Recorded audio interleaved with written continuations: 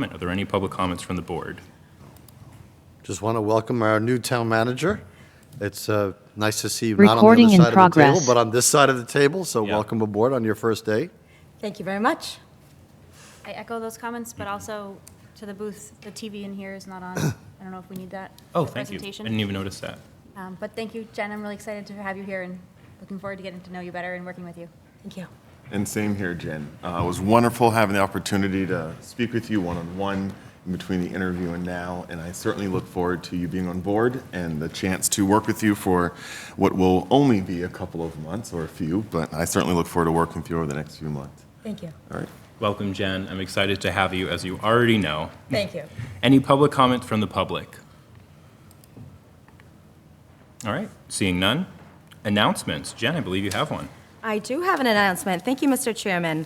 So I want to take a moment to read a commendation for Interim Chief Thibodeau and Animal Control Officer Kathleen Como into the record. So I would like to take a moment to recognize the dedication and compassion shown by the Interim Chief Thibodeau, Animal Control Officer Kathleen Como, and the Lunenburg Police Department in handling a challenging animal welfare case last month. On December 18th, 2024, Ms. Como responded to a call about a stray dog in distress on Route 2A. The dog was found in a serious condition and in need of immediate medical attention. Acting quickly, she and Officer Gage Russell transported the dog to Westford Veterinary Emergency Clinic, where he received an initial procedure to stabilize his condition. The cost of this emergency treatment was $1,600, and thanks to Ms. Como's efforts, she was able to secure $1,000 in funding from the Massachusetts Veterinary Medical Association, with the remaining costs covered by the town's animal control veterinary budget. She then personally cared for the dog during his recovery. Unfortunately, complications arose, and on December 27th, the dog required additional emergency care. Ms. Como alerted Interim Police Chief of the additional complications, and recognizing the urgency of the situation, Interim Chief Thibodeau immediately met Ms. Como and escorted them both to Angel Memorial Medical Center in Boston. He remained by her side throughout the process, providing both logistical and emotional support as difficult decisions needed to be made. Ms. Como explored every possible solution, facing both financial and ethical challenges. At that point, a more extensive surgery costing approximately $7,000 was the only option to save this dog's life. Interim Chief Thibodeau stayed 3 hours at the medical center with Ms. Como. His commitment to assisting with this case went above and beyond, ensuring the best possible outcome for the animal. This situation highlights not only the compassion of ACO Como, but also the exceptional leadership and dedication of Interim Chief Thibodeau. His willingness to step in and assist firsthand exemplifies the kind of leadership that strengthens our community, and I hope the board will join me in recognizing and appreciating their efforts. Absolutely, yeah. I love when stories like this are shared with us in the community, so I do want to thank the interim police chief and the animal control officer. I hope everything is going well for the animal. Getting out on 2A like that is definitely really scary, so thank you as well, Jen, for sharing. Thank you. Mr. Chair, I just want to take the time and say thank you to both of them, and both of them in their own spheres of authority and influence and their service to the town highlight the kind of people that we really go to hire and that we do hire and keep here. So both the acting chief, and I know that Kathy Como in her role as the ACO has done an exemplary job for many, many years, and that just shows the kind of empathy she has for the animals in her charge. So I want to thank them both and thank the town manager for bringing that to the public. I just wanted to make a comment too. I agree, having worked for many years with both of them very closely. I did just want to say, in case anyone noted, I believe the $7,000 cost was not incurred by the town. I don't want to speak to the details just because I don't have them all, but I do understand that the dog was given over to an organization to help maintain it. Just in case anyone is like, why did we spend $7,000 on this dog? I do not believe the town did. Just Okay. to clarify that, but thank them for their amazing dedication. And Thank you, Amanda. I want to also thank Ms. Cuomo and Chief Thibodeau. We've all worked with them at this point for many years, and as Mr. Alonso said, they certainly exemplify the best of our community.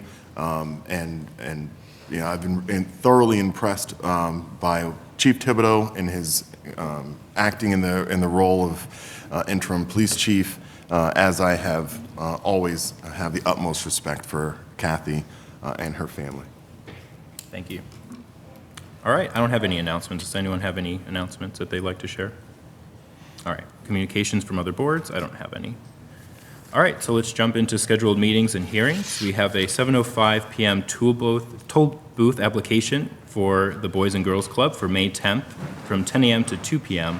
And I believe you guys are no longer actually called the Boys and Girls Club, is that correct? Correct, You guys are yes. now just the club? Club Lunenburg Teen Center. Okay, cool. And just an FYI, this was reviewed and approved by Public Safety, just for the board. Is there anything you guys want to add? My name is Andrew Woods. I live at 947 Flat Hill Road. The main reason why we do toll booths is to support our summer program. We give out scholarships. Last year, we awarded $15,000. We would like to do the same this year. Our program gives the kids the opportunity to go out there and have experiences in the summer that they may not get just staying at home. Like this summer, we're going to Canopy and a few other places that are just really fun. And we want to make sure all these kids can go. So we just, yeah. Awesome. We'd like that 15. Any questions from the board? Yes. First, good to have you tonight. I think you guys know exactly what you need to do.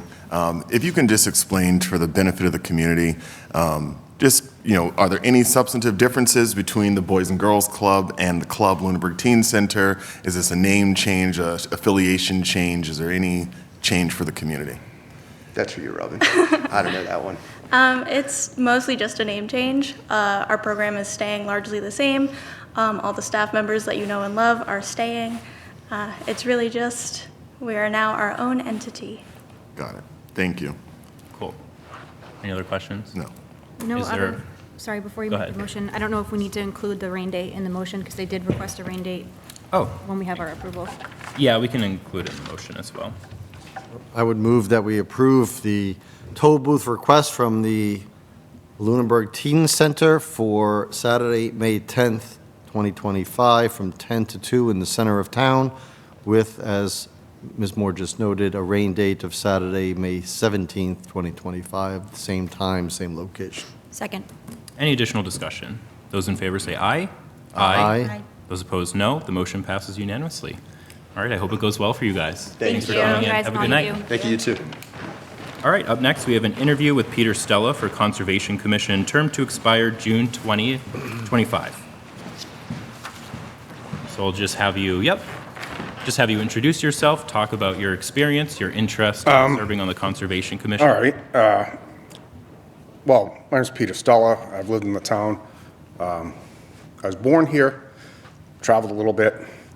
I expressed an interest in, doing something with the Conservation Commission, mostly with regards to the publicly accessible properties which the town has that are there for, use and for conservation of a natural state, right? That was my interest. So then she said, well, why don't you look into being a member of our Conservation Commission board? My experience, besides being, I'm not like a super environmentalist type of person, but I understand the legal requirements of the Wetlands Protection Act. I've worked as an engineer for multiple different companies, General Electric, American Power Conversion, a couple engineering firms out of New York City, traveled all around the country. I work as an electrician, and I understand the electrical code in detail. I mean, you have to be a master electrician. I've worked on all sorts of projects. I have customers all day long come to me when I have to do a project for them, and they want to somehow not put something in that's required, and I state to them, well, too bad. If you want me to do the work, I have to install what's appropriately required for the job. I have to get a permit, and it has to be inspected, and it has to meet the requirements for inspection. I'm not as familiar with the Wetlands Protection Act. I have a good idea of the kind of things that are involved. I have had a couple customers that live on lakes or have done projects where they run, they buck right up against people on Conservation Commission. They want to fight with the electrical inspector or the building inspector. And I know that it's not a paid position, so I'm not going to get all upset when they're probably not, as Mary Wilson said to me, they're probably going to go after her because she's the head of the board. Mm-hmm.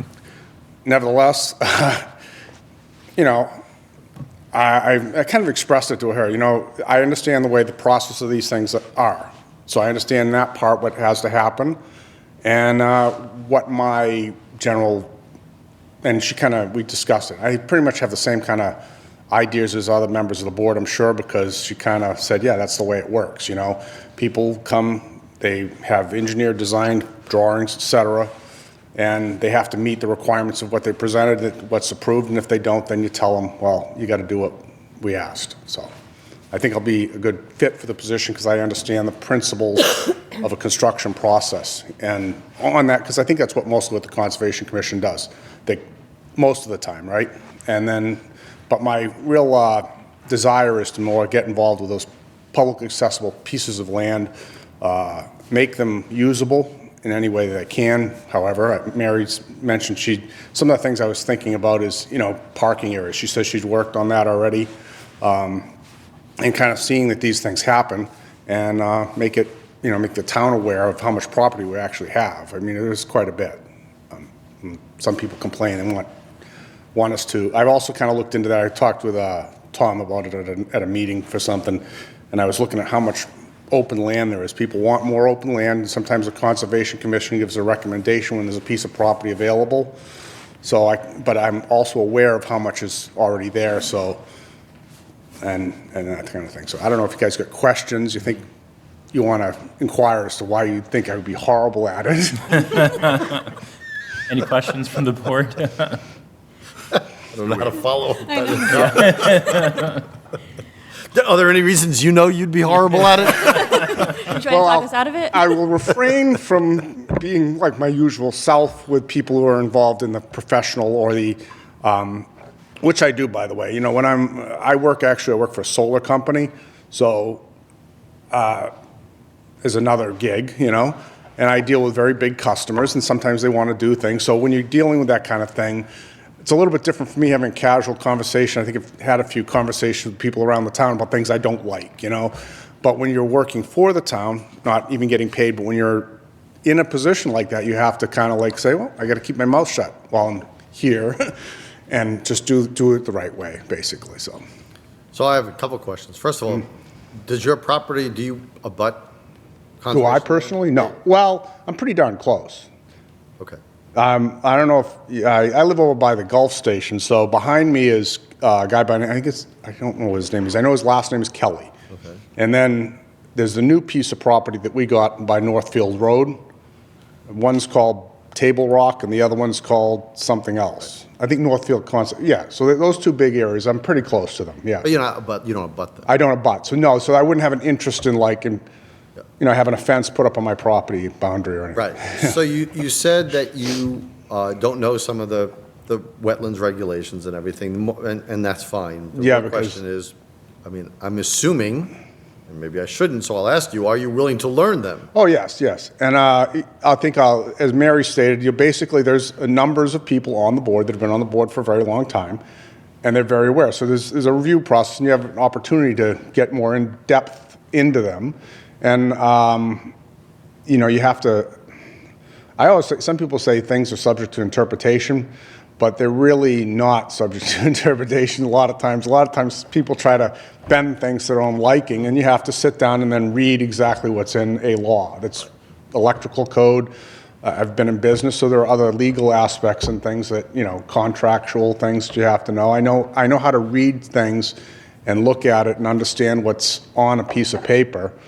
And, I will spend quite a bit of time, in the specific areas that I need to get into as directed by other members of the board, because they already know. They've been doing it for a while, I guess. Have you met with the Conservation Commission? I know we got an Physically, email. just message back and forth. I think she's been traveling. She went somewhere. So the chair, we Yeah, got chair. an email from her, Yeah. who apologized for not being able to join because she's not well. Sick, She's yeah. got the flu or something, but you've not gone to any of their meetings or anything? No, not yet. I mean, I've been talking back and forth with a few different people about different things. There's some other things over the summer. Somebody needed the habitat, what is it, it's the bee habitat, what do you call it? Pollinator habitat, yep. mowed, and I offered to, hey, if you need somebody to mow those fields, I can run right over there, and I've got a machine, I can cut anything. Okay. But yeah, I will, I'll go to as many meetings. I guess there's probably a little bit of leeway for personal things, but you got so many meetings you have to go to per month, and then there's a certain, I think it's a couple weeks, or a couple I don't know times a what their month, schedule they run around and look at projects and say yes or no. Right. Yeah. Okay. Thank you. Yep. I don't have any additional questions, just a comment that, thank you for coming forward. We always appreciate new volunteers, or any volunteers. And I think that, knowing your history, hopefully, I think it will lead well to you being able to learn the role, so. Yep.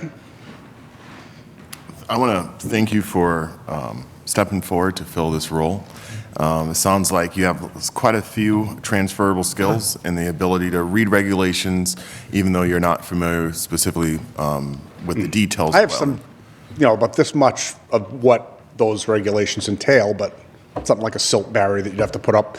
I had a customer talk to me about his problem on one of the lakes with blueberry bushes and other issues. So I got an idea what's in there, Yeah. But I think you present as having transferable skills that are relatable, so I certainly support your request to be appointed to the Conservation Commission. Yep, as do I, and I'm grateful that you're willing to step up and volunteer for the town, so thank you for that. You're welcome. Is there a motion? I will move that the board approve Peter Steller for the Conservation Commission term to expire last early. day of June this year. I'm assuming you're going to want to hopefully serve again. Unless it's a terrible few months. Right, okay, right. So to serve then, unless he's horrible, as he said, might be possible. But anyway, I would move that we appoint Peter to the Conservation Commission. Second. All right, any additional discussion? Those in favor say aye. Aye. Those Thank you. opposed, no. The motion passes unanimously. So you've been in contact with Mary, so she's telling you. Yes, I believe there's a meeting tomorrow night. There is, yeah. Yeah, Okay. so All right. wherever that is, I'll Sorry, make sure I'm what? there. I didn't hear that. I said I'll get there tomorrow night, wherever that is. All right, well, it sounds like you have everything you need then. Thank you. All right, You just, thanks. you make sure to get sworn in by the town clerk Yeah. before your next meeting. Oh, where do I go downstairs clerk. during During- business hours? Well, I'm around. Yep. Not all the time, but tomorrow I can. Yeah, you will have to do that before you Nice go. to meet you. Thanks, Peter. All right, so up next, we have a joint meeting and discussion with the Municipal Building Design Committee and Taylor and Burns. So this is a joint meeting with the Design Committee, and Taylor and Burns are here to give a presentation on the work that they've been doing. Read it, yeah. So would you like to call your committee to order? Do you guys have a quorum? Sure.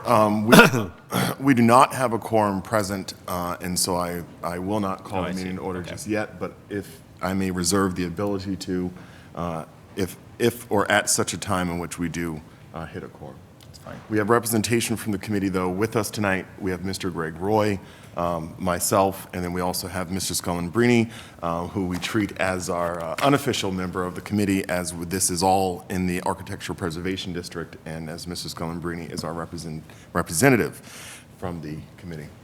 All right, so I recognize some faces from their meetings with the committee. So we do have microphones up there, so we would like you guys to sit up at the table here.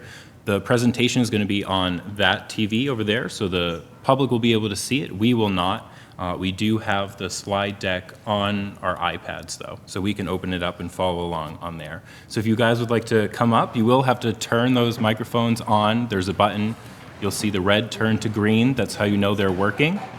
And then I can't see that screen up there, so you'll have to let me know when that PowerPoint's up there, and whenever you're ready to begin, you can. And Safari.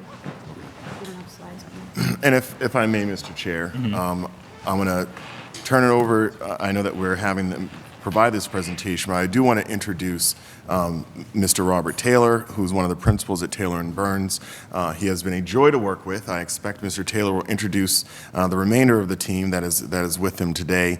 But again, I want to turn it over to Mr. Taylor. I know that we have a really nice presentation in front of us this evening.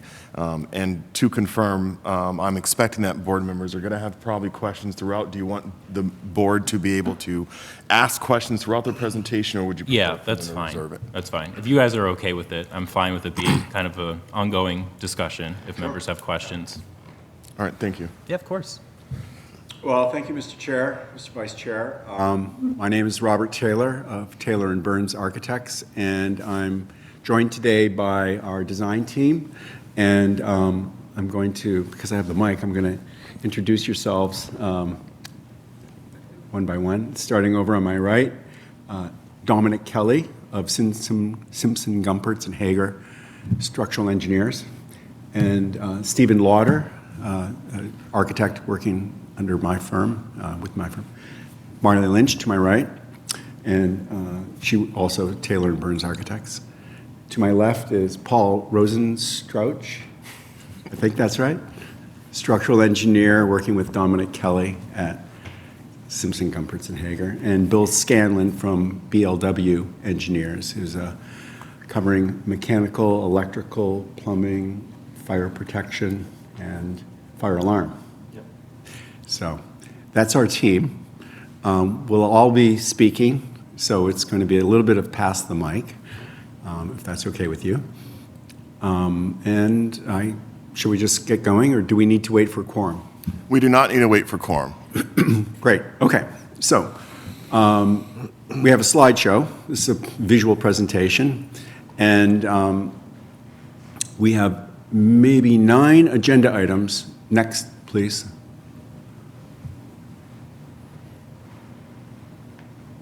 There we go. We'll show you a site plan, and then we'll show you some building plans. We'll show you some perspectives of what it's going to look like. Then we'll talk about this building, both in plans and in renderings. And then we're going to talk about HVAC and plumbing and electrical engineering, and we'll talk about structural engineering, and we'll talk about cost in that order. So to get started, we'll talk first about the site plan, which is the next slide. And the site plan on your left is a general plan of Lunenburg Village. Near the top of the plan is this building where we are right now, a white square, and across the intersection of Mass Ave and Lancaster, you can see the Ritter Memorial Building, which is the old library, and next to it on its east side is the addition from 1965. The Ritter is from 1909. And the proposed town hall addition is on the west side of the Ritter building, and it's a building outlined in black with a gray roof along the side of School Street. And on south of that, along School Street, is parking with covering photovoltaic panels. That is a parking lot where the old school used to stand. That parking lot will accommodate up to 80 cars. So in total, we're adding about 92 parking spaces into the center of Lunenburg, in addition to a new town hall and a renovation of the Ritter Memorial and a renovation of this building. So that's all depicted on the site plan, and it's more detailed on the right side of that plan there, the same components. Next slide, please.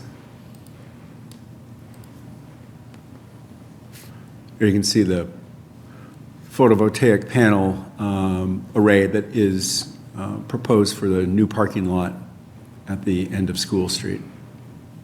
That's an alternate to the project. You'll see it in the cost estimate. Next slide, please.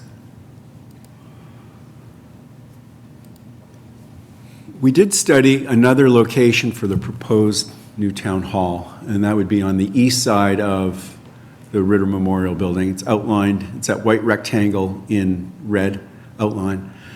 And the reason it doesn't work there, and the champion of this site plan, I have to say, Mr. Tony Scalabrini really wanted us to look at this, and we did, but we believe it doesn't really work. And the reasons is that there's simply insufficient site area on that side of the Ritter Memorial Building to support the footprint for a 2-story new town hall that the program dictates. And so it would be very crowded against Lancaster Ave and pushing up towards the corner of Lancaster and Mass Ave, and pushing, I think, too close to the Ritter Memorial Building. It would be also twice the distance from the new parking lot on School Street, so the amount of walking distance would be doubled if it were on that side of the street. Another reason is that the Ritter Memorial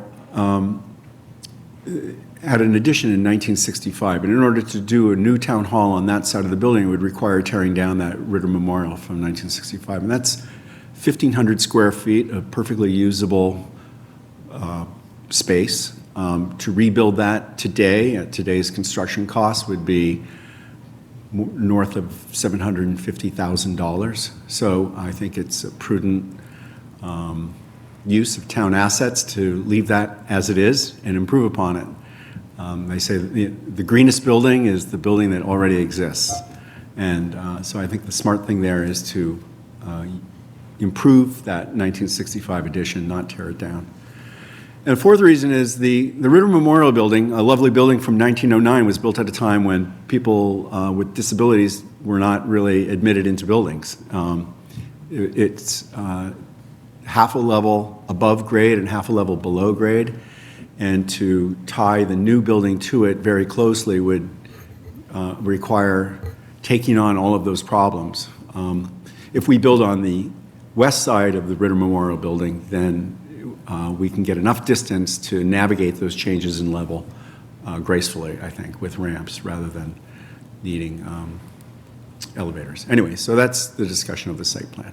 We'd now like to take you through building plans, and Stephen Lauder is going to take you through those. First, starting with the floor plan of the proposed new town hall and the Ritter Memorial. Hi, thank you, Robert. So as we see here in this plan, this is an overall plan of the Ritter Building on the right side and the new proposed town hall on the left side. The colors of these plans are representing some key adjacencies that are being programmed and that were thought about in our design of this building. So that light green that we're seeing here as a lot of that first floor of the new town hall is regular town hall functions such as the town clerk and treasurer and the assessor's office. And the blue, which is largely in the Ritter Building, is all school functions. If we go to the next slide, we'll look at the square footages associated with some of these rooms, and we'll also zoom in and look at these more directly. So the next slide after this one zooms you into the front of this building on Main Street, and you're greeted as you walk in by a large stair that would bring you up to the second floor, and as you continue down the hall towards an elevator and another staircase centrally located that would also bring you up and down to the basement floor for PAC and the upper floor with different town functions. As you get to the next slide, we zoom into the treasurer's office and the bullpen area for accountants and treasurers and the town hall. This has the vault that is currently located in the existing town hall, and there's a new vault proposed here that is directly accessed by the town clerk and can also be used by the accounting and treasuring bullpen. The next slide will bring us over into the Ritter Building on the right side. This is the lower floor plan of the Ritter Building, which is mostly special services and special service director. It also houses the ACE program's kitchen and laundry center. And on the right side, after you step up those stairs, using either the stairs or the limited use lift, would bring you up to the 1965 addition, where the ACE program is largely taking over this space. There's also a reception area at the entry of this building for the school program. If we go to the next slide, we will see a similar diagram that we saw on the first floor for the second floor. The deep green here is planning and business functions of town hall. So most of what is behind us here in this room currently would then be relocated into the new town hall, with a planning department and the town manager's office would be on this floor. The building commissioner's office is also on this floor. If we go to the next floor plan, we'll zoom in on some of those spaces as well. And I'm sorry, the next one after this as well. This will zoom you in on the north end of this plan, where you come up that front staircase into a waiting area that could be future program space and allows for expansion of offices as they may be needed.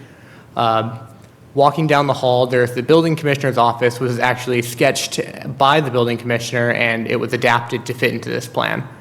If you go to the next slide, we'll look at the southern part of this plan, talking about the zoning board and also the town manager's office. The town manager has had input into this as well, and they requested space for the executive assistant and the comm specialist outside of the office, but within their bullpen. And if we go to the next slide here, we will look at the right side of this plan, which is the upper floor level of the Ritter Building. This has offices dedicated for the school program, and centrally located on this plan is the superintendent's office, which will take place at the front area of that Ritter building, overlooking the courtyard space that is created from the addition of the new town hall and the 1965 addition on the right. I think if we move forward, we will now be going into perspective views, where I believe, oh, I'm sorry, the basement view. So this is the area where if you go all the way downstairs in the new town hall, there's a basement level that is pretty bare bones, but it is all fully dedicated for PAC and also rooms for electrical and MEP. PAC has had their input on this recently, and this plan has actually been reworked to suit exactly what they wanted in this space, given the restraints of the building footprint. I believe that would be it for these floor plans. We'll actually take a look inside, or to the exterior of this building now. If we go to the next slide. So from this perspective, you can put yourself in the place of someone at the intersection of Mass Ave and School Street. And we're looking at sort of the north view of the new town hall, and on our left is the existing Ritter building and 1965 addition. As you can see, there's a porch that wraps around the School Street side and Mass Ave side of the building. Sorry about that.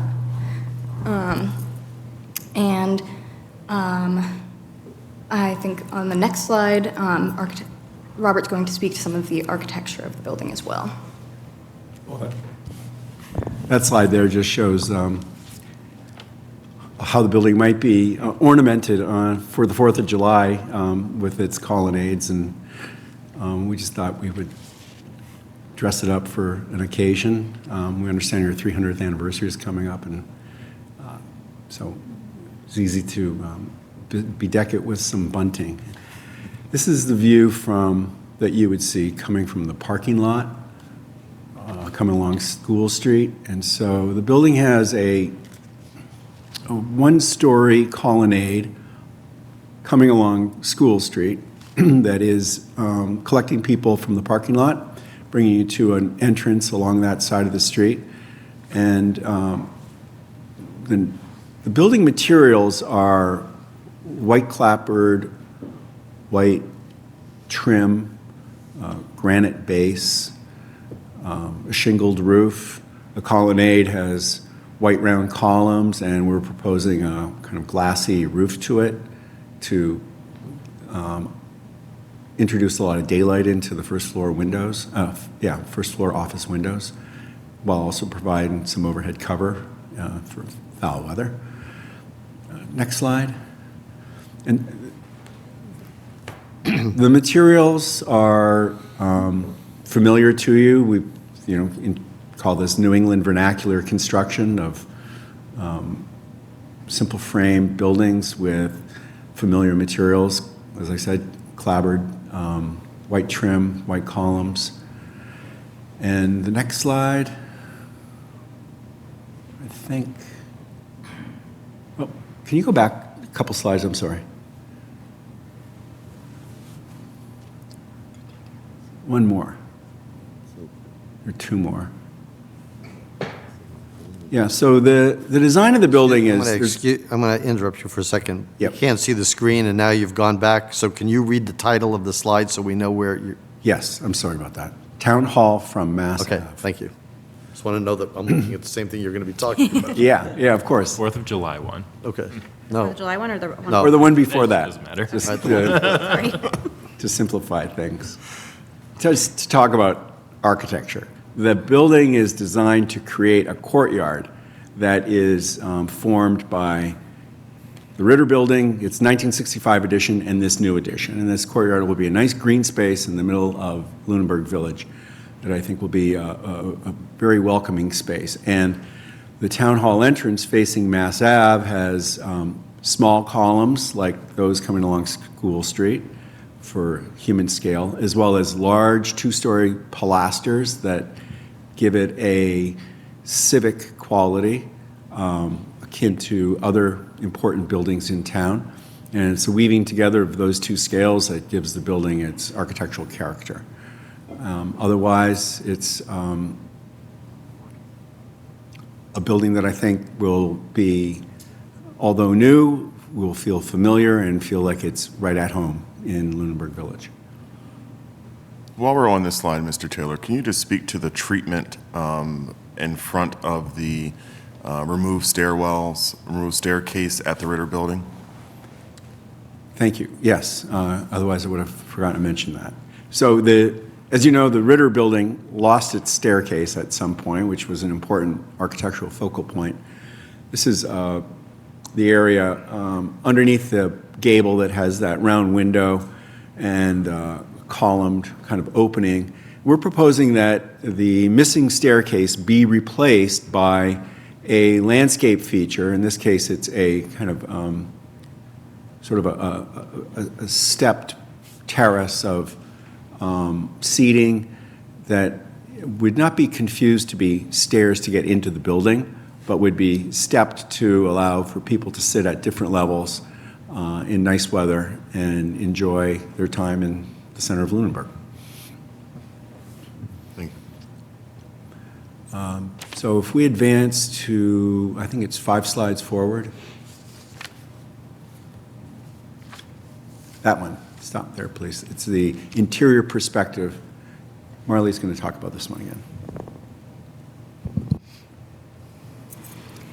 So standing here, we are just one step inside of the entry vestibule from that main entry on Mass Ave inside the town hall. Directly on your right, you can see the staircase that brings you upstairs to some of those building department related and planning and conservation functions. And then straight ahead on your right would be the assessor's office with a transaction counter there you can see someone at. And then directly across from that would be the elevator that will again bring you upstairs to those other town hall functions or downstairs to the PAC. And then as you progress further down the hallway, that would be the town clerk's office. And then on our right would be the entry from the school street. Next slide, please. This view is as if you've just stepped off the elevator and you're looking back towards Mass Ave. Down at the end of that hall is a waiting area directly outside of the Board of Health office, but that can also be used by anyone else that may be waiting to meet with anyone on this floor. On the left is the building commissioner and building department, and on our right are accessible bathrooms. The material palette that we're proposing here is, it's practical, but I think also attractive. It'll be tiled floors with a wainscot lower wall. That means wood baseboard and wood tongue and groove siding up to a chair rail that is roughly at window sills for transaction counters, as well as windows into the offices. And then above that line, above the line at the head of the door, we're proposing what we call borrowed light frames. They're interior windows that allow the daylight that's coming in through the outside windows, filtering through the interior offices and illuminating the interior corridor. So you get daylight coming in, you can see what time of day it is, and I think it also speaks to the transparency of local government and the ability to see into what's going on in the various town offices. Next slide.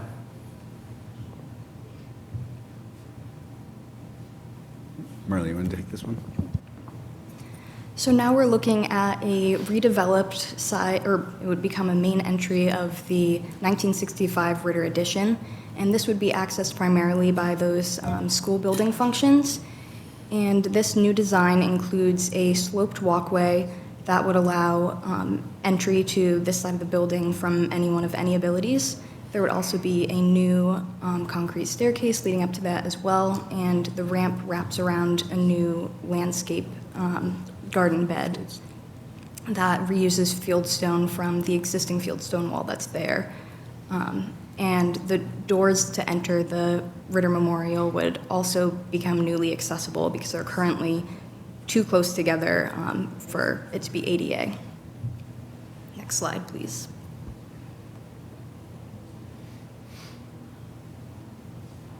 Before we, if I may, before we go to the next slide, I know that we had, of course, we've seen this several times in the committee, but a couple features that I just want to focus in on. If you wouldn't mind just speaking a little bit about the sloped walkway and just and why that was chosen over a ramp-style walkway.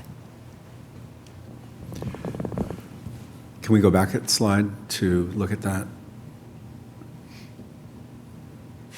Talking about the exterior Back. of the Ritter? Yes. Yes, a Ritter Memorial accessible entries. They're on it. Yes, there we go, yeah. So this entrance is 4 or 5 feet above parking level. Maybe it's 3.5 feet, but in any case, rather than a ramp for handicapped people, what we try to achieve here is a true sense of universal design, meaning that if two people park their cars and one of them is able-bodied and the other person is perhaps pushing a stroller or in a wheelchair, they can start at the same location in the parking lot, take their different paths, and arrive at the same location at the doors of the Ritter. So they have equality in that sense of their access to this building. And the person in the pushing the stroller or in a wheelchair can take a sloped walkway. That is defined as a walkway of less than 5% grade, meaning you don't need handrails and guardrails. A ramp is more than 5% and goes up to about 8% in slope. And that has a full complement of guardrails and handrails and all of that stuff. So we're trying to avoid all that stuff and keep it as a sort of landscape feature that provides universal access to the Ritter building. Thank you. Did that answer your question? It did, thank you. You're welcome. So if we can go forward one slide, I think. Stephen will talk about the plans for this building. Thanks, Robert. So on the left-hand side, we're looking at the lower floor of the building we're currently in and its redevelopment into a meeting house. So on that lower floor, we are looking at regrading the sidewalk into the building so that it is completely accessible for any person who may need to get into this building. And on this lower level, there is multiple conference rooms. You can see labeled conference room A, B, and C, where they will be able to accommodate different sizes of groups and have different sizes of meeting. All these will be equipped with anything that they would need to have for meetings, such as these. And there's a staircase on the right side as you walk in and a limited use lift in the back of the building that would bring you upstairs in the same place where there currently is a lift. And so on the right side, we're looking at the upper floor level, which is the room we're currently in. This room is being gutted with all the space in the back. All those offices are being removed, and the hearing room is being expanded to take this whole area. And it's also complemented by a gallery space at the top of the stair, where if you're leaving this meeting, you can have a quiet conversation in the hallway, or people who need to discuss something during meetings such as this could do this quietly out in the hallway. The restroom on my right is currently, we're looking at changing the direction of the door and also expanding it out to match the existing walls. This would allow for a little bit more privacy on this, in this area and completely separate these two zones from meeting to back of house. If we go to the next slide, this is a look at the current meeting house. So this is the existing condition of what is outside currently, where the grade slopes towards the building, and then there's a step up at the front entry. The next slide will show this regraded, trying to keep it at that 5% that Robert said, which would be a sloped walkway to avoid handrails that would be needed, and then also replacing that step in the front so that it's completely passed through without having to step up or bump over a threshold as you walk into the building. I believe we can go to the next slide. And so now I'm going to hand it off to our engineers from SGH, Paul and Dominic. Thank you, Stephen. Hi, everyone. I'm Paul Rosenstrauch, as Stephen said. I'm a structural engineer with Simpson, Gumpertz, and Hager. I'm joined by Dominic Kelly, senior principal at SGH. Next slide, please. This is when our titles pop up. I apologize for not taking the animations out. There's no more of those, don't worry. So you're all familiar with the buildings that you have. In order, I'll speak about the Meeting House, the Ritter Memorial Building, and then the Town Hall addition. Next slide, please. Yeah. All right, sorry to interrupt. He's just going to call the Municipal Building Design Committee meeting to order now that there's a quorum. All right, the time is 7:47. I want to call the Municipal Building Design Committee to order, and I'm seeing in attendance Mr. Tom Gray, Mr. Brian Leighton, Mr. Greg Roy, myself, Michael Ray Jeffries, and Tony Scullen-Brini. Thank you. You can keep going. Yeah, you're welcome. The presentation hadn't come up yet, so I'm Oh, not sure. okay. Now it's there. Yes. Thanks. Bit of a delay, but thank you. So there's a few major scope items that we will undertake in the Meeting House. I'll talk about each of these in a little bit more detail. They are the first floor leveling challenge, the column end bearing, the front entry accessibility renovations, repairs to the access ramp, and then some first floor programmatic improvements. I'm in the meeting. Are you? Yeah, I went in on Zoom. Just mute him. Thank you. Keep There we go. going. And that I have repairs to the attic above us. Next slide, please. So we understand from speaking with Taylor and Burns and from speaking with you that the first floor is not exactly level and it creaks when you walk across it. And when we were out here as part of our exploratory observations, we of course witnessed that because it's very noticeable, and we can address that. If you go to the next slide, we have a diagram, little schematic of how we would address that. It's a little hard to see for everyone in the back, but what we would do is we would have a survey conducted in the basement to understand where exactly the tops of the existing columns are, and there are a lot of them. If you've been down there, you've probably seen. So we would understand where the tops of the columns are. We'd use hydraulic jacks to relieve the wood girders from on top of the columns one at a time, and we would actually take the columns out, put an end cap on them to protect them against the moisture that could wick up the timber. We would then put the column back, shim the top to make sure that they're in contact. You can remove the jacks and then move along to the other columns and methodically address the differences in the existing timber column's height. If you go to the next slide, please. And Paul, if I may Yeah. for a moment, many people probably have never seen the basement of Town Hall. Okay. And so as we're looking at this next slide that says floor leveling and column end bearing protection, so just for those at home, this photo is essentially taken where we're sitting on the stage. This is in the basement, essentially, where I'm currently sitting right now, looking toward the front door. Correct. And so those stairs are the stairs that are right outside of the assessor's office, and these large tree trunks, essentially, are the supports that hold the town hall up. Thank you. Thank you, Michael Ray. So in the previous slide, spoke about addressing the differences in the column heights. Over time, wood can creep, and we will also assess the displacements that have occurred in the middle of the spans, and we would use a similar technique.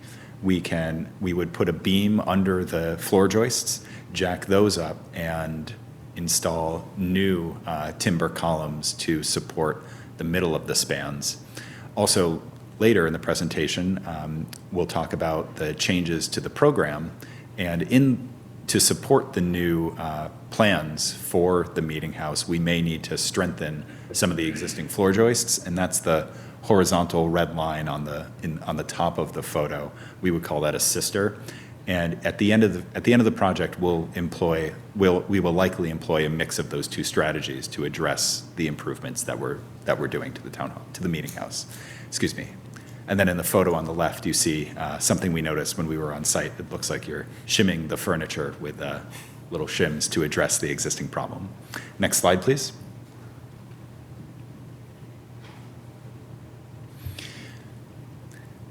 Robert and Stephen and Marley talked about regrading the entry to add more concrete so that there is a smooth transition from the sidewalk into the building. That will add more concrete and therefore more weight to the existing structure, albeit locally. To support that, we will add more sisters to support it. Next slide.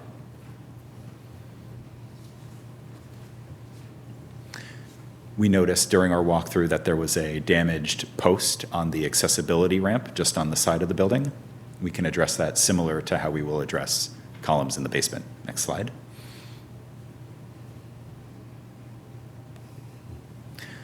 On the first floor, we are removing some walls. At this point in the design, we are unsure if they're partition walls or if they're bearing walls. Part of the design will include verifying whether the condition of those walls so that when they are removed, we will still have structural support for the room we're in now, up on level 2. And where we are removing bearing walls, we'll put in new timber girders and new timber posts down to the basement. As we are doing the interior demolition, we can address the squeaking of the floors by screwing the existing wood floor down to the joists below. Next slide, please. In the attic, we'll repair the truss that's on the left side of the screen. There are also some structural elements that have deteriorated over the years, and those will need to be replaced. Next slide. So those were the main points of renovations in the Meeting House. In the Ritter Building, we're doing much less invasive work. Next slide, please. To support the program, we're taking out 2 walls in the middle and on the top of the Ritter's basement. One of them is not a bearing wall, so there's minimal work that needs to be done there. One of them may have bearing elements inside. If you go to the next slide. It's a little tough to see, but the photo on the bottom right shows there's like diagonal drywall and some brick behind. There was actually an old stair there, and so you can see there's 2 beams. We just need to verify that those beams are supported prior to taking out that wall. In the attic of the Ritter, things are generally in decent shape. We just noticed some evidence of moisture staining, so we'll apply a protective coating where we observed that to protect it. Next slide. That brings us to the new construction, to the new town hall. I have put the outline of the town hall in yellow. It's just to the, I believe that's the south, of the existing Ritter building. Next slide, please. There's 2 major foundational challenges with the new addition: the proximity to the street and the depth of the basement to support the PAC program means that you'll need temporary supportive excavation to install that foundation. Next slide. Similarly, at the interface between the new town hall and the existing Ritter building, the depth of the foundation means we are actually going to go below the building, so we'll need to install pit underpinning, that's what we call it, to support the building as you dig under it. Next slide. And if we can just comment on that last slide. Sure. And I know that we've all looked at this before, but the footprint of the basement, if you can just speak a little bit to the footprint of the basement and what's not being excavated as per this slide, just for any clarity. Mm-hmm. My understanding is that the bottom right portion of the new addition will not be excavated as part of that. Is that correct? Yeah. Yeah, that's right. That part of the new addition would have foundations deep enough for frost walls, 4 feet down below grade, and they would step to the depth of approximately 12 feet below grade for the PAC area. So that part of the building closest to Ritter would have shallower foundations. So I think that the supportive excavation is minimally necessary, but to be careful. We might be able to refine it, but we want to make sure that we're covered at this stage, for sure. Next slide, please. The structural system itself for the new town hall, very standard for this area. We'll have concrete foundations. The building frame will be steel. We will use steel braced frames for stability. You can see an example on the bottom right photograph. The floors will be concrete slab on composite deck. The elevator pit, typical concrete wall with a masonry shaft wall. And then to save some cost at the roof level, we'll use steel joists with some steel girders and an untopped steel deck, so no concrete on the roof to save some cost and save some weight. Next slide. Yeah, so thank you for having us, and yeah, we appreciate it. Looking forward. Yeah, of course.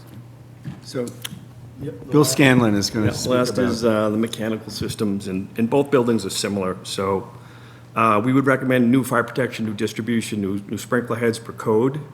Our plumbing would, the same thing with new fixtures, new piping per code. Heating and cooling would be through heat pumps with ventilation through energy recovery. And lastly is electrical, new service, new panels, new wiring, devices, lighting, and fire alarm. So really new systems throughout both buildings. And if I may, one of the understandings that we have is that the guidance that has come from the governor's office is that public construction needs to eliminate or minimize fossil fuels. And so, you know, just so that way we get it out there, that the plan is that all 3 buildings would be off of fossil fuels as per the guidance in Massachusetts. Correct. So heating and cooling, we'd look at heat pump systems, which are all electric, VRF. So high efficiency heat pump systems. Okay, thank you. Yep. All right, thank you. And if that's the end of the presentation, I'll open it up to... One more slide. Yeah, we do have one more slide. We haven't talked about money. Yeah, I saw that there. This is the money shot, yeah. Our cost estimate was completed just 2 days ago, really. And it incorporated, or it's an independent estimate. That means we did not cook up these numbers. They were done by Peter Bradley at PMNC. They've estimated other projects here in Lunenburg, and we've been using them for over 10 years. We have found that their estimates are accurate in the sense that their estimated cost usually lands in the middle of the bid pack. They're not estimating to be the lowest bid. They're not estimating to be the highest bid. They usually are pretty much in the middle of the bid pack. And so, excuse me, let me talk about these. The trade costs, that means the actual costs for construction, plumbers, carpenters, building materials and labor for the meeting house renovations is, I was going to test my eyesight, $2.6 million. For the Ritter Memorial renovations, it's about $3 million. $2 million, sorry, thanks. Better eyesight to my right. And the town hall is up near $7 million. Site work is about $1.7 million. In trade costs, these total up to a little more than $13.4 million. That's trade costs. Now, on top of that, we need to think about contingencies for what we don't know, because we're at the early stages of design and we're talking about older buildings, and also escalation. Our cost estimator put those contingencies at 12% for what we don't know, and 3% for escalation, assuming that this project would go into construction within about a year. Talking among the team, we believe the first of those contingencies is maybe a little bit low. So that's a number here that is somewhat soft. But just using the estimator's numbers, that brings us up to $15.3 million. Then there is the cost for the general contractors, general conditions, bonding, insurance, overhead and profit, brings up a total to $17.4 million. That's total project, I'm sorry, 17.8, thanks. My glasses don't help at this distance. It's $17.8 million. That's for the general contractors. That's what we think the middle of the bid pack would be. And on top of that, you will need to hire a design team. I imagine you'll do a whole new stage of interviews for that, as well as owner's project manager, according to Massachusetts law. Those costs we estimate to be somewhere around an additional 15 to 20%. That brings the total cost of the project up to somewhere between $21 and $22.3 million. That's an estimate. It's not a promise, and it's not a hard bid, just it's an estimate. Now, there are other parts to this that we have talked about, and we asked the estimator to consider them as alternates.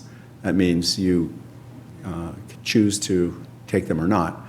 The first would be the PV, the photovoltaic canopy over the parking lot, estimated to cost about $1.8 million. You could build the parking lot and not put those in, save them for a rainy day. The basement slab in the meeting house in this building, right now this building has a dirt floor down in the basement covered by a sheet of plastic. We recommend that it be covered with a concrete slab, sometimes known as a rat slab, but it's like 3 inches thick of concrete that will keep vermin out. That's why it's known as a rat slab. But it will also can be constructed with waterproofing layers so that it keeps moisture down. That would help prolong the life of the wood frame structure that is down there. And then finally, the third alternate is for electrovoltaic chargers, for electric vehicle chargers. The building code requires that if you build a parking lot for, I think it's 84 parking spaces, 21 of them need to have electric vehicle chargers. The code requires that you put in the conduit and pull boxes to support that. In other words, the electrical infrastructure, but you don't necessarily put in the chargers themselves under the building code. To put in 21 vehicle chargers would cost $280,000, estimated cost. And that would be a choice whether or not you want to do that. You could say, we'll do 5, and we'll do, 16 down the road once we see how many electric vehicles are driving around Lunenburg. But, so those are alternates in the cost estimate. And that's all we have for you. Thank you very much for bringing us in. It's nice to be able to show our work to the public. Appreciate it. Yeah, of course. Thank you all so much. I'll open it up to questions and comments from the board now. A couple of questions. First thing is, in this room, in this building, there was talk about the first floor squeaking, but anybody who, unless you levitated to your seat, you walked on this floor too, but I didn't see any mention of removing the squeaking from the second floor. Now that we're walking through, I agree that there's some squeaking here, and we can certainly include that in the design. But that's not included in what we're seeing. I don't believe so at this point. I think we should update that. Okay.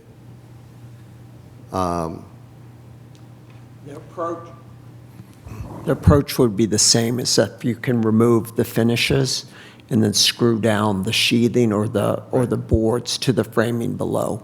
Yeah, Similar. as one person, I would think that if we're going to renovate and do the whole building, it would be silly to come up to a building that has second floor that had squeaking problems after $2 million were put into it, so. Agreed. I did notice the kind of odd shape that the town hall addition has. Can somebody speak to how it got that shape of two kind of offset rectangles, and it has kind of a dog leg to it, and it doesn't seem to be enough to make it architecturally interesting. It just looks odd to me. Yeah, I'm happy to address that. The building is shaped to create a courtyard between, well, I'll call it a courtyard, but it's actually a C-shaped open space framed by the Ritter, the 1965 addition to the Ritter, and the new proposed town hall.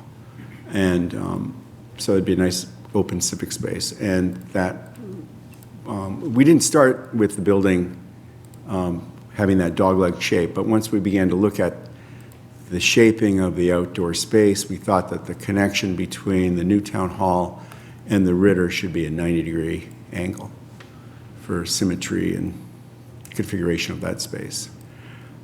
However, School Street does not meet Mass Ave at a 90-degree angle. And so to take fullest advantage of the site along School Street, the building skews over to begin to follow the geometry of School Street. And it also, by getting wider on the southern end, gives us more square footage inside the building walls. The bend is followed by the colonnade along School Street. To my eye, I thought that the bend along School Street actually made that colonnade more interesting than just a straight, bowling alley shot. I noticed, so two things I noticed.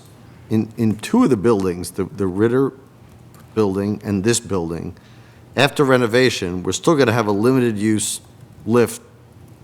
I don't know how different than the one we have. I'm assuming updated in technology, but still similar. Is that correct? Yes.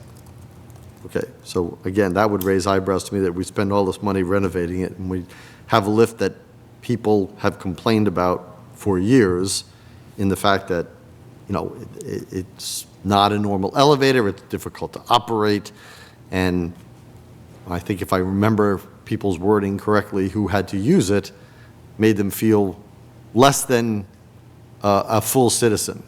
So, and I don't think I'm mischaracterizing what they said. So I just, again, I don't know what the addition would be to make a real elevator in those areas, but it does strike me as something that we would be replacing something that we wouldn't be replacing something, we'd just be updating something that people have objected to in both places for many years. Well, let me address that, if I may. The limited use, limited access elevator is allowed by the building code for existing buildings that are less than 3 stories tall. And it's to promote access to buildings without doing a massive renovation. So it allows you to put in an elevator that has a smaller footprint. That's the most distinguishing characteristic of a Lula elevator. And they don't require a full pit all the way down to grade. You can build them basically off of a floor with a small indentation in the floor. So they would be, it would allow us to upgrade that equipment, but roughly follow the same footprint, maybe a little bit larger, but not bring an elevator hoistway all the way down to the basement with its own foundation. If we were to do that in both buildings, we would add something like $500,000 to the cost of the project. Each building or combined? About $250 in each building, above what our estimate shows. And it would also require more reconfiguration of the floor plan. So for example, over at the Ritter building, when you go in, there's a stair that brings you up or down according to which level you want to go. And then the elevator is next to that stair. So if we were to put in a full elevator, not a Lula lift, the stair would have to get squeezed and completely rebuilt in order to accommodate the larger footprint of a full elevator. Okay. I will say, and I don't, again, building codes are building codes, about getting away from fossil fuels, and that's fine, except most of our electric comes from fossil fuels still. But that aside, I will say that heat pumps, you do realize that this is, probably don't, because I don't think any of you probably live in the the wondrous and the wonderful land of Oz that is the Unitil service area, which has like one among the highest utility rates in the country. I think if you eliminate Hawaii, which is forced to have its own, you know, people just look at our Facebook pages, what people are paying. I can attest last year, you know, that when we tried an all-electric at my own house, it was incredible. I couldn't believe the pricing. So these buildings, with the weather we get up here, all electric, I'd love to see what the operating cost assumptions are going to be for this with only electric heat pumps. In the summer, they're great, but in the winter. And so that's something that we can look at as we get further into the design. And again, these heat pumps are variable speed now, high efficiency, modulating compressors, modulating fans, and also energy recovery.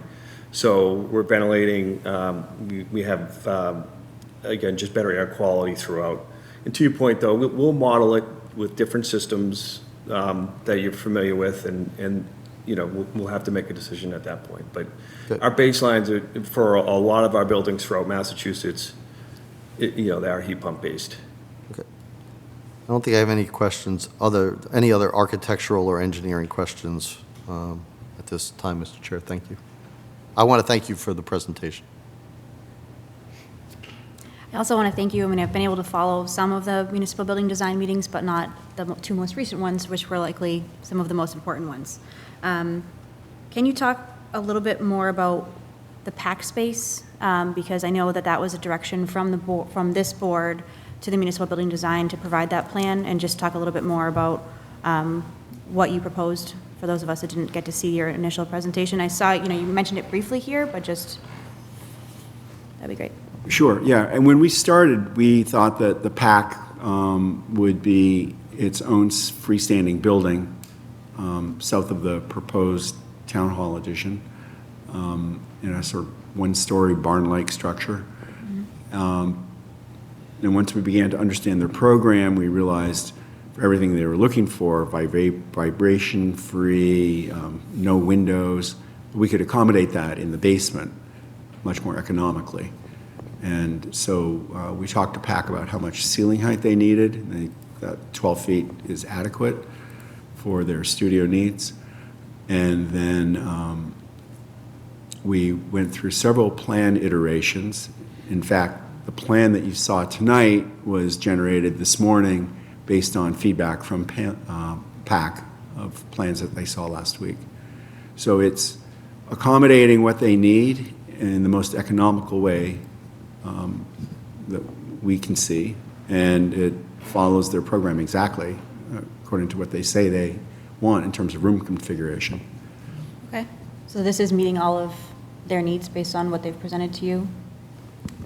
Yes, I mean, Mr. Walker is here with us this evening, but yes, the PAC area was, we provided there have been a couple iterations of this design, but the most recent was sent off to the chair of the PAC committee as well as the staff member, and they did get back and confirm the floor layout that we're looking at today. Great. I'm not sure whether this is for you or for you, Mr. Chair of the committee, but has there been any public safety input into the design in terms of safety and security and emergency response to the building? There has.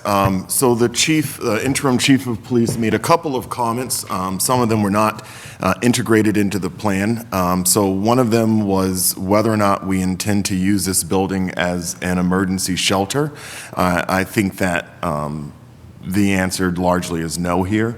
And so emergency shelters need generators. We, discussed the idea of a generator with the team, and I think that based on the site plan, there was the generators need to be large and they need to be exercised weekly. And so putting a large generator in this area with residences nearby, I think that the thought was that there would be a negative implication on the abutters, and I think using the pandemic as a guide in which most staff members in this building in Ritter worked remotely, and we made sure that the public safety building, was open and those public safety functions. So I think that the vision here is that in some kind of if we were in another COVID-type situation, that with these service windows, it enables the staff to be able to continue to operate in the building with some precautions put in place by the town manager, but it allows staff to remain in the building and again, have that barrier there for the public if needed. But the other request from public safety was if we were going to use it as a emergency building, that it needed to have showers and stuff like that. So those things, I think, were not added into this vision because the intent is that it would not replace any of the other emergency buildings in town. Thank you, but I was thinking more along the lines of safety and security, you know, in the way unfortunately, our country is sometimes with, you know, shooter-actor-shooter situations, things like that. I mean, we're looking at adding safety film to some of our school building windows. Has any of those considerations been addressed in terms of making sure that the facility is safe and secure? I would say that on a deep level, no, that at this stage in the design process, I think the goal is to get to a product that we are generally agreeable to. In terms of design, adjacencies, layout, I think that we did have an understanding that we would be employing a card access system to limit access throughout the building, and that was understood. But some of that level of detail, I think, is expected in the next iteration, in which you really dig into, all right, you know, we have windows here. Does it make sense to put in some window film? As you know, I do have a background in physical security, and I think that going through this process, something that the architects were mindful of was multiple modes of egress, that when you are in any space, that there's multiple ways to get out of that space, and then also controlling access into that space, that was, I think, integrated into the design. Okay, awesome. I think I've got one more. Again, it's for you, Michael Ray. In our last meeting here, the last update you gave, you were going to have some meetings with staff. Have you had all those meetings, and like has the school been, I know that they've been dealing with some issues with the superintendent stepping down, but have you met with all of the other departments and gotten their input and feedback into this? Yes, so we received a lot of feedback from staff, a lot. And so I think when we met with staff in the department head meeting, I think there were 29 requests or so that I emailed over. It could have been 30, but it was somewhere between 28 and 30 requests for modifications and revisions. The planning department, the building commissioner kind of overlaid the section of the floor that they have and drew out how they wanted it to look, and that was fully incorporated. Meeting with the school committee, they had meeting with the superintendent's office, they similarly drew out, the floor plan and marked up all the iterations and changes that they wanted. That was then forwarded. I met with them. I made additional comments in my meeting with them, and then that was also forwarded to the team. We did get, I think that there's still going to be a need for some minor tweaks, but generally the superintendent did ask for additional revisions after the last round, and those were also incorporated into what you see today. So there was a lot of engagement, I think, with it. I know that in this round of design, there was minimal direct engagement between the architectural team and the staff, because when we did this the first time, there was a lot of engagement between the architectural team and the staff. And they met with all the teams individually several times to identify what the space needs are. So what's in the background of this, and it will be in the presentation that we supplement, Municipal Building Design supplements, is that analysis of current space, requested space, and presented space. And so, again, it's not in the presentation here today, but what generally it is it represents about a 20% growth in most of these areas. That a critical aspect of this was future-proofing and planning for future-proofing, but also not wanting to have any empty offices. And so, in the design, I know that Mr. Taylor spoke to a couple of things, but for example, to feed into what I'm saying, some of the specific feedback that we received from the land use department, again, they kind of redrew what they wanted. Some of the specific feedback from the planning department was about that bullpen area, wanting to have the conservation agent in a separate office, wanting to have that conference table kind of there so that way staff could be separate, wanting for those offices to be shared, conservation and what is now the land use. Some of the specific feedback from the financial accounting and the tax collector office was that they wanted to be co-located. They also wanted to have visibility from their offices into the windows. And so the design incorporates glass, basically a glass wall, for both the tax collector and for the town accountant, so that way wherever they're sitting, they have visibility over those windows. They also asked for a second window. So right now, we have one window for tax collector and accounting functions. The accounting functions typically are like town departments that need to interact with the accountant. It's not generally, that's not a public thing. And so there is now a secondary window for that accounting function, so that way the staff member doesn't have to wait in line for 15 minutes to be seen, which then provides a benefit to the community. The secondary benefit as well is that if there's a queue in that line for the accounting, that there's a second window for the team to be able to assist other clients with. So some of those things, you know, I think as we went through this, those were some of the things that were considered. The school committee, as we know, had many modifications to the building that they're in. We spoke a lot about the doors and the access. And again, we know, I think we've presented this as, you know, two separate buildings here. It's a town hall, it's a Ritter School building, but they happen to connect. And they happen to connect for a couple of reasons: egress, security reasons, also shared amenities. You get to share copy areas, you get to share break rooms, and then also bathroom calculations. We assume that in the morning, most people are coming in the office around the same time. Given where the parking lot is, it enables people to come into the building from that School Street entrance and pass through to get into the school side for the staff. And that, again, gets them out of the rain. It speaks to what we were talking about early on, whereas if you have the staff coming in off the Lancaster Ave entrance only, you know, you're just putting people under. And then I think some of the other things that we thought about was the walkway that, you know, staff wanted to, and I think we wanted it as well, but a covered walkway, so that way they can get from the building, get from the parking lot into the building, but, you know, not just sit there in the rain. And so some of those things I think were incorporated into the plan. I think that's all I have for now, other than I really appreciate all of the work, and I know that this was a short turnaround time, and you guys have done a great job listening to feedback and providing these updates.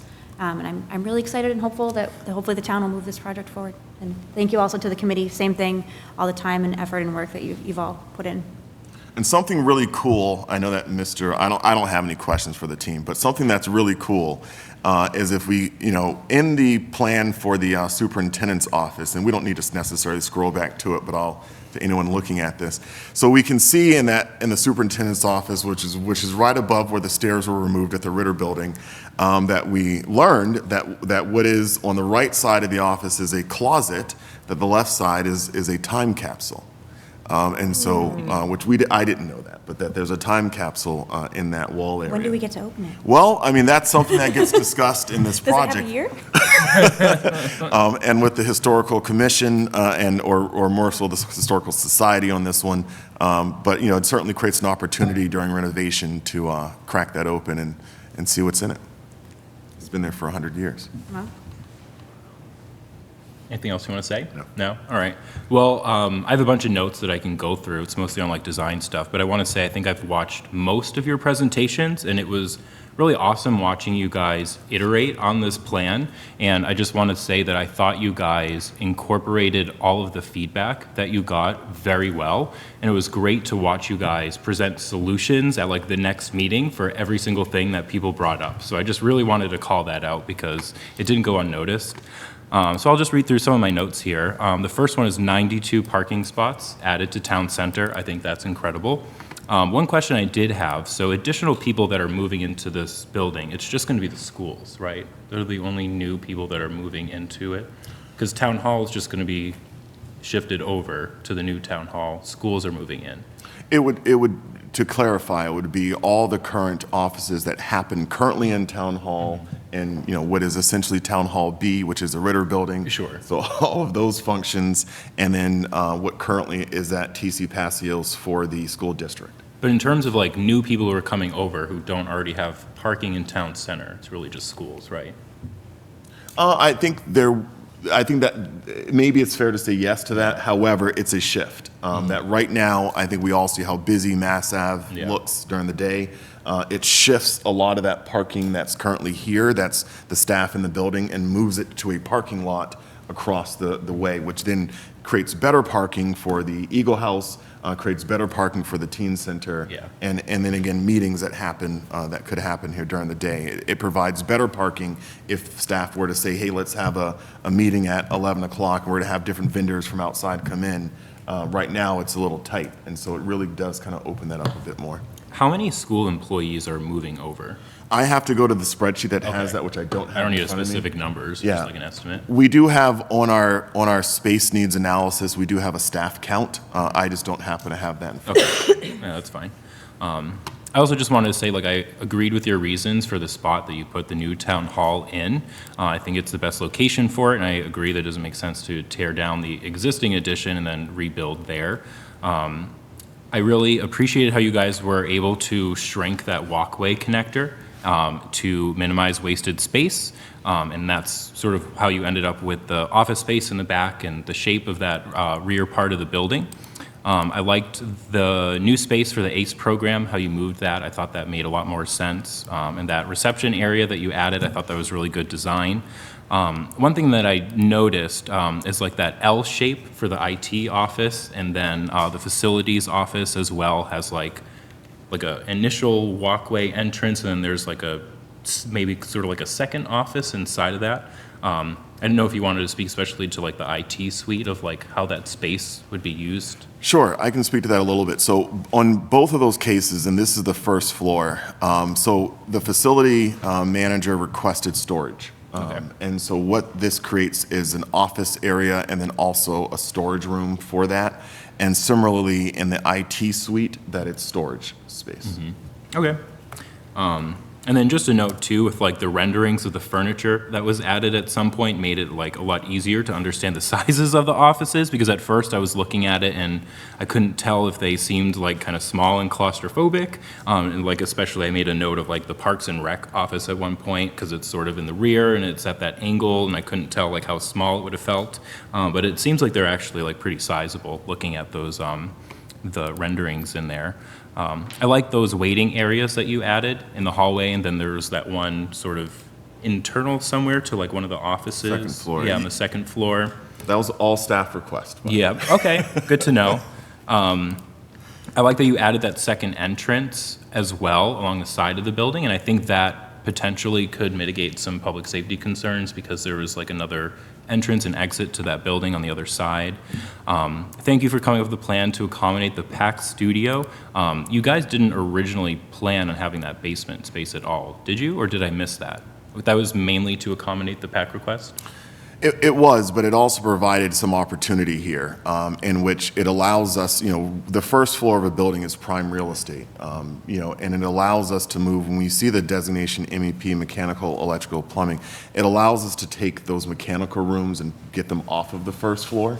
Not that with an electrical system you expect a lot of noise to come out of these things, but it just takes that prime real estate and puts it in a lower level where it's not as prime, which then creates more opportunity for office space to be on the first floor. Okay, yeah, makes sense. So for the exterior, I love that courtyard green space. I think that would add a lot of value to the town center. I liked your approach to addressing the removed steps and how it's functional. And I remember watching at some point, you guys were discussing how you can't add stairs back because then you would have to include a ramp at some point, and that just isn't really feasible, didn't really make sense. I really like that colonnade, that walkway. I just like the design of it.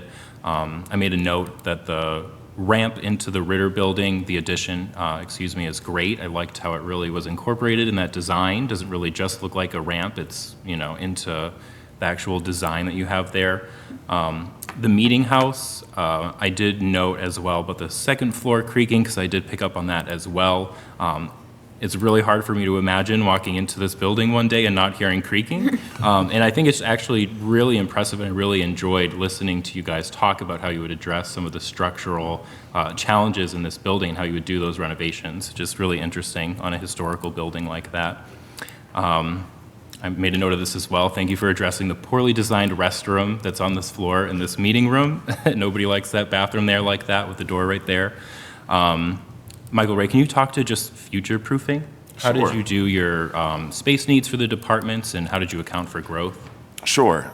So I think that at a future meeting, I will need to go over a presentation from the Municipal Building Design Committee that goes into a lot of those numbers. That way we can see it from a numerical perspective. But if we can go in the slide deck, and if we're able to go back to the slide that identifies as the easier ones for me are the color ones, Plan, Ritter Memorial, and Town Hall. I believe this is like slide number probably 5 or 6 or so.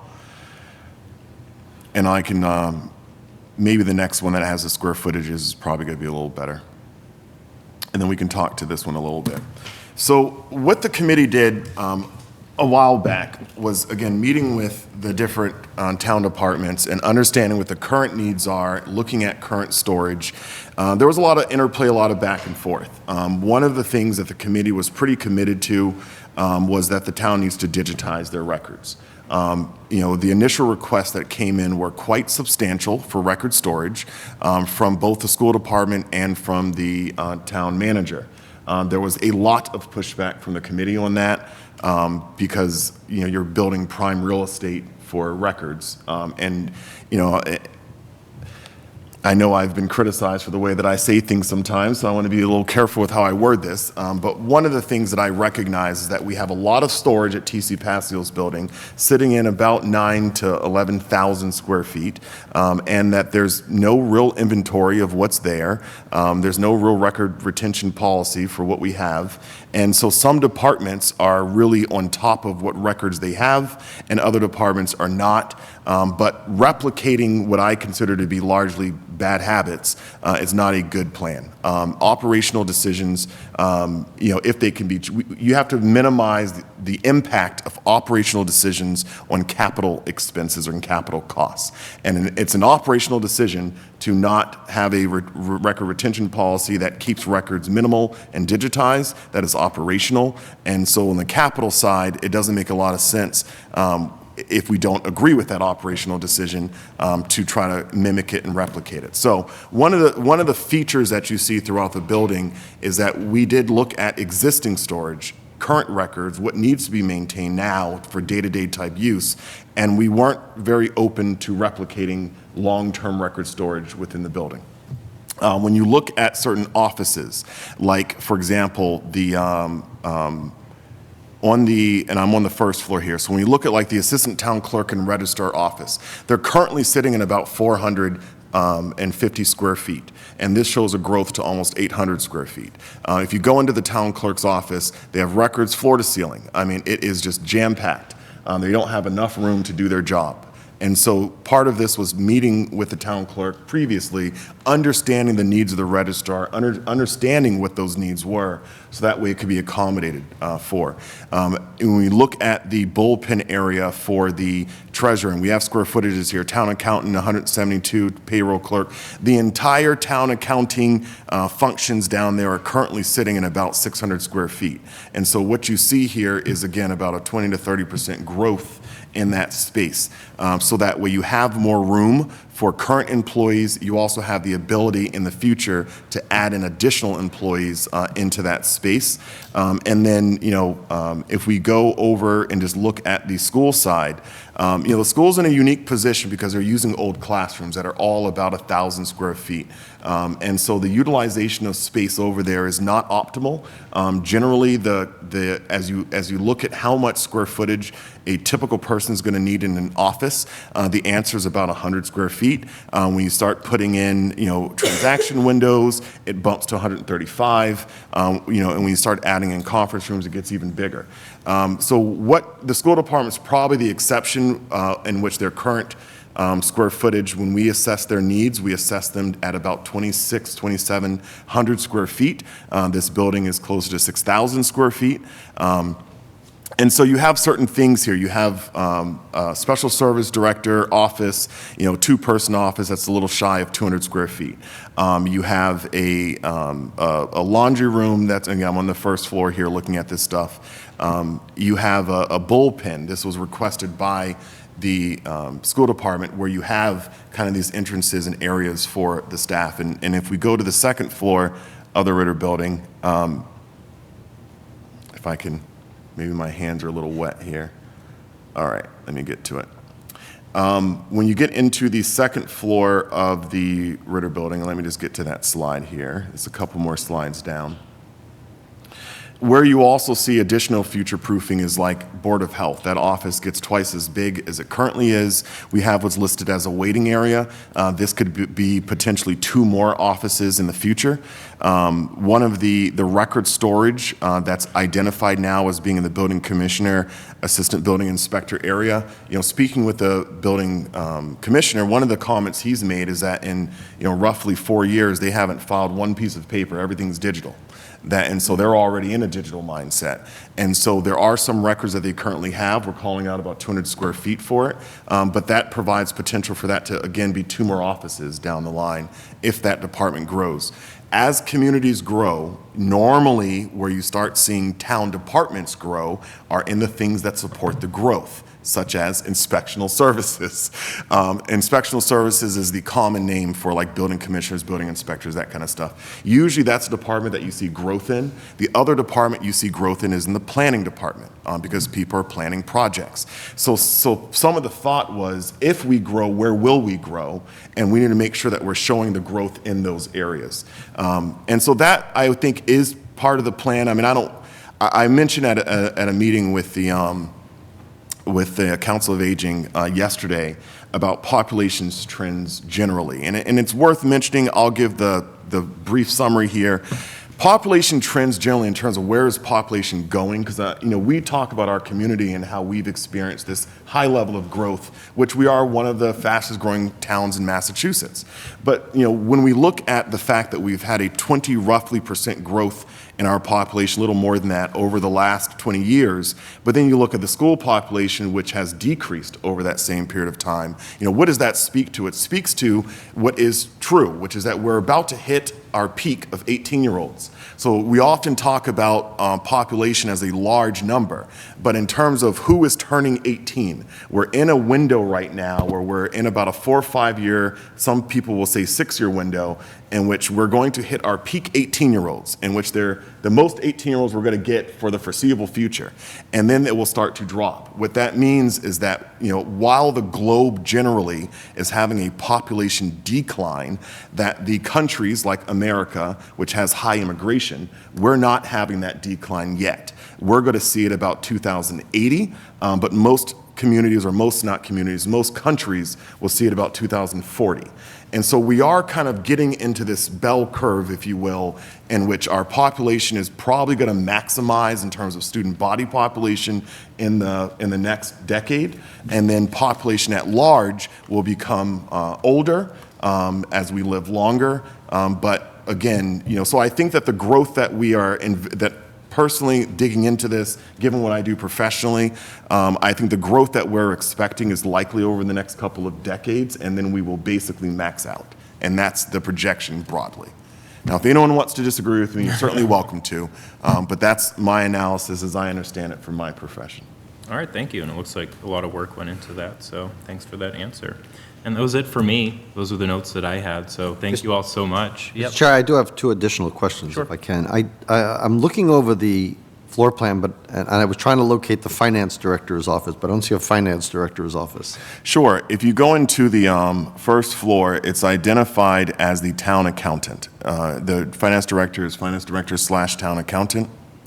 Right, but if you look at future growth, if we're going to talk about future growth, that was put together. The town accountant, previous town accountant, was made finance director, and then, of course, with the foreseeable idea that the finance director would not be forever the town accountant. I mean, they're very different skill sets eventually, and that we would need another office. So I just point that out to the committee, that is eventually the direction that will go, one would presume. The other thing I notice is I don't see in the school side of things, I don't see a conference room at all. I mean, I'm assuming that the superintendent and special services or business director, HR director have meetings with people. Where will they meet? Sure. So to answer that, there are no conference rooms in terms of an enclosed conference room at all in the entire building. It is, the design is that most of those meetings will occur in the meeting house. And that is why we have, different sized conference rooms in this building. So what you have is you have the superintendent has in her larger office, has a space to be able to meet with different members of her team. You have some of these offices on the second floor, which are the offices that typically will meet with like a family, that they are a little bit bigger to be able to accommodate that. And then you also have what the school requested was like reception area, in which when parents come in to register their kids to fill out different types of paperwork, that they wanted that kind of private room for that. But I think the design anticipates that just as staff kind of walk across the street now, that will continue, but that it will be a lot less because it's only going to be for those kind of scheduled meetings. Okay. I will note that people comment that they hate having to walk across the street, especially when it gets to weather like this, or when it gets raining and snowing and everything, so, but I understand the answer. Thank you. Any other questions at this point? All right, well, I want to thank you all so much for all the work that you guys put into this and for coming in tonight. I know some of you drove from Boston, right? So thank you for spending your Tuesday evening with us here in Lunenburg, and thank you for all the work that you guys have done. Well, thank you for this opportunity to present our work. We enjoyed all of our meetings with people in Lunenburg, and we're happy to be here tonight and look forward to more in the future. If, before we say our final goodbyes, if I may, Mr. Chair. Of course. The new town manager has had the opportunity to look at this presentation, and if I can just solicit any feedback or questions or comments. Thank you. And to the members of the committee, thank you for your work. I've watched some of your meetings from afar. I'm just kind of getting first blush at this. I haven't even been next door to see the Ritter building yet, in all fairness, but I think that you've obviously listened to the feedback that has been elicited from staff and the public, and I'd like to see how this progresses as we go forward. Thank you. And I also want to, I thank the committee last night in detail. I think the team that we worked with in detail last night, but I also just want to publicly thank them again. This was a momentous task to undertake in a relatively short period of time. But I was confident that we had all the information we needed to get through this stage of the design, and with the understanding that, with how the state requires us to build buildings, that there's a lot more money that's going to be on the table for more design work to really take this concept and fine-tune it even more. But I want to thank the team. It's a little rare, and I want to say this publicly, in a schematic design phase of any project, to have structural engineers, to have mechanical engineers. That is above and beyond what is certainly expected or required. But in this case of working with historic buildings, we thought it was necessary to be able to have an accurate cost estimate for what was needed to really get these buildings to function and to work. And so I want to publicly thank Mr. Taylor, Robert, for his work. I've gotten to know Marley and Stephen a little bit more in this process. They've certainly been a joy to work with, and I said it yesterday, Stephen's probably going to appreciate the phone calls that he was not going to be getting from me every other day or so. But it's been a real joy to work with you guys, and our, if we can move this forward, and I certainly hope that we do, it will certainly be attributable to the design that we have, the renderings. People who are in this field every day, we can look at a floor plan, it makes total sense to us, and we can visualize spaces. But I think there's a real skill in being able to take this in our heads and put it onto paper, so that way other people can look at something and it makes sense to them. And I think that the quality of the floor plans, the quality of the renderings, the quality of the work that went into how, on the structural side, the mechanical side, the how, and then, people haven't seen this cost estimate, but it's like 30-something pages long. I mean, it's a very detailed cost estimate, and this enables us to be informed consumers on our end. So I want to thank the team fully. I want to thank Dominic for his work, thank Paul as well. I want to thank Bill, and I want to get the names right. Of course, I know Marley and Stephen, and thank you so much, Robert, for your help. You're welcome. Thank you. Yeah, of course. All right, well, thank you all so much. I hope you all have a good night. Thanks for coming in. Thanks so much for being here. And if I may, Mr. Chair, adjourn our meeting. Yes, thank you. The time is now 8:45, and I move to end the meeting of the Municipal Building Design Committee. All right, we have a motion and a second. This will be a roll call vote. We need to take Mr. Gray, who's on Teams or Zoom. Mr. Leighton? Yes. Mr. Roy? Mrs. Scullin-Brini? Mr. Gray? Aye. And an aye for myself. Municipal Building Design is adjourned at 8:45. Thank you. All right, great. Sure, go ahead. Just gonna wait for everyone to exit first.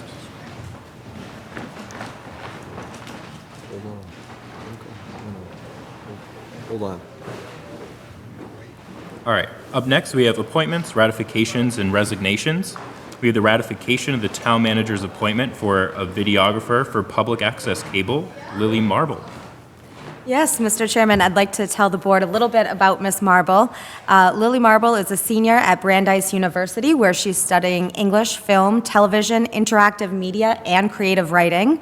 She has experience in media, specifically writing, directing, and camera work in short film. She is currently the production manager and event coordinator in the Brandeis Television Club, and she is enthusiastic and professional and enjoys the details involved with video projects. She was chosen for the position based on her experience, eagerness to learn, and her creative approach to videography.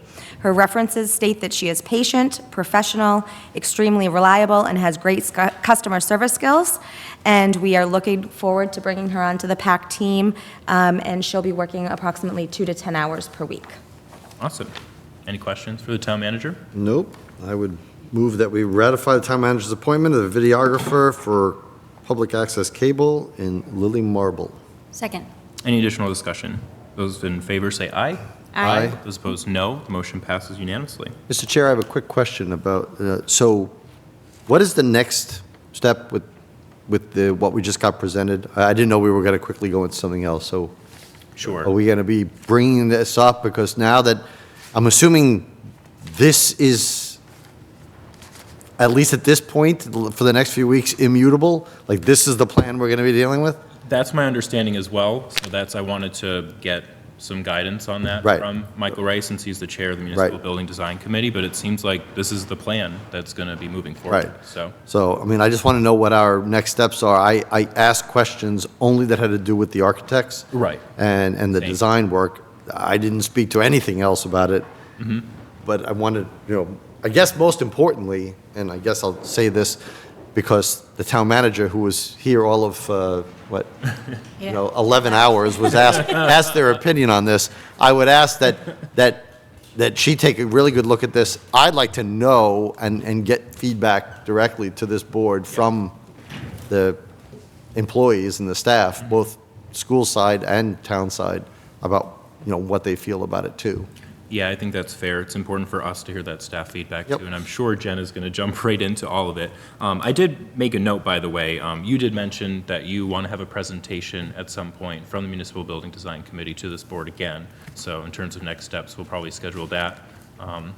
Do you want to just speak to what our next steps are and what you think that we need to really review at this point, moving forward? Yeah, so I think that there's a lot of questions that we have to answer as a committee in going into the whys, right? Why did the select board make the decision to create this committee?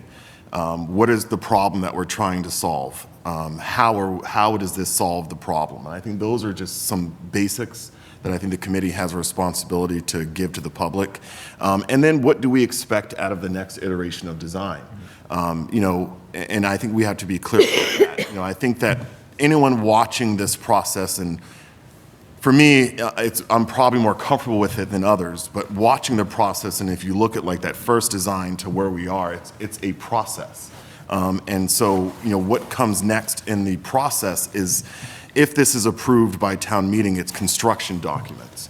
And construction documents, it takes a concept and it turns it into reality. Like, one thing that you don't see in the design today is like, where are the wet stacks going to be? Like, there's going to be columns. You got to get water through this building. There's going to be areas, so right now we're looking at mostly squares for offices, but there's going to be bump outs for when the power has to move through the building, where the water has to move through the building.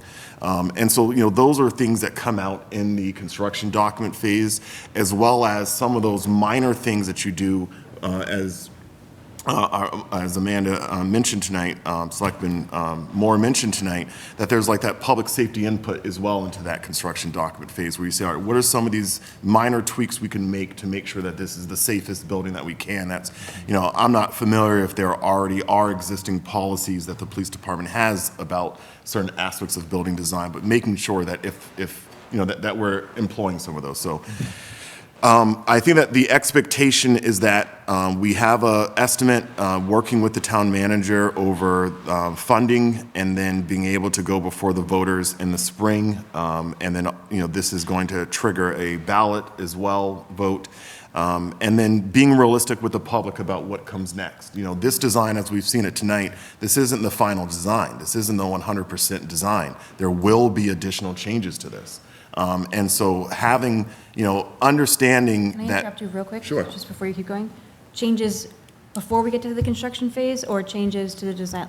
Because you had stepped out, so Yep. we had talked about, is this the final design at this point, or is there going to be additional changes before this gets to town meeting? This is the final design at this point. In the way that the state kind of outlines how we do this, this is a schematic design. The standard for schematic design is incredibly low. All you really need to do is kind of show a floor plan with like color codes of what you expect space to be. You don't need to show walls, really. You don't have to go into detail about desks. It's a pretty basic, this is what we think will work. That's the standard. We are well above that standard, because I think that for our voters to be able to vote on something, they need more than just a very basic schematic design. And so this is a schematic design kind of plus. But in that construction document phase, you make additional modifications to the design. This is when you really go and you sit down with the end users and say, look, this is final. Like, we got to walk through this, really walk through this, try to visualize this. And this is when you make those kind of final changes.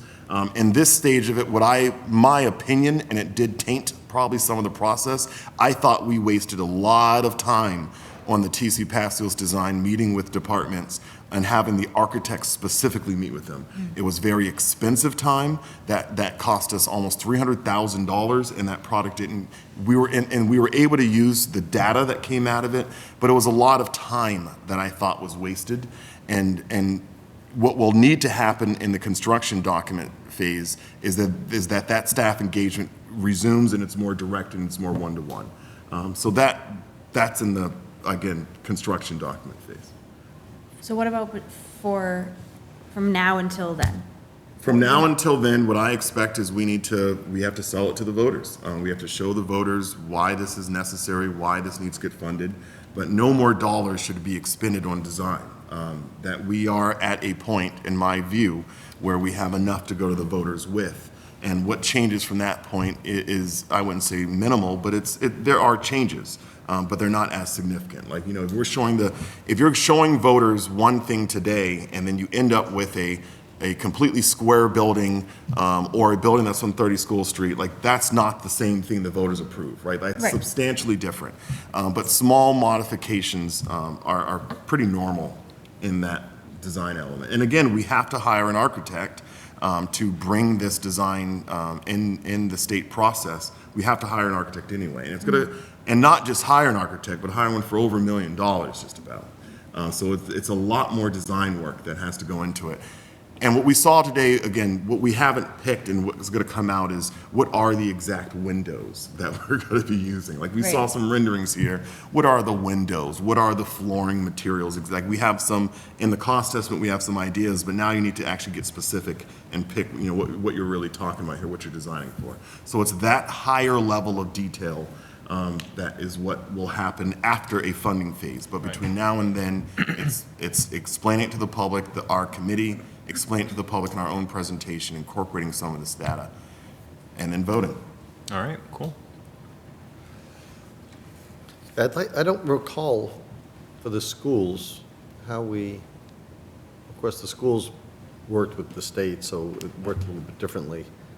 Just trying to remember if we had construction documents before we asked for the final vote, that means we funded construction documents before we did the final vote or not. And I'm just musing out loud what we've done in the past. Because, I mean, to go from a design like this to, okay, ask the town if you're gonna spend $22+ million, you know, it's a big ask, obviously.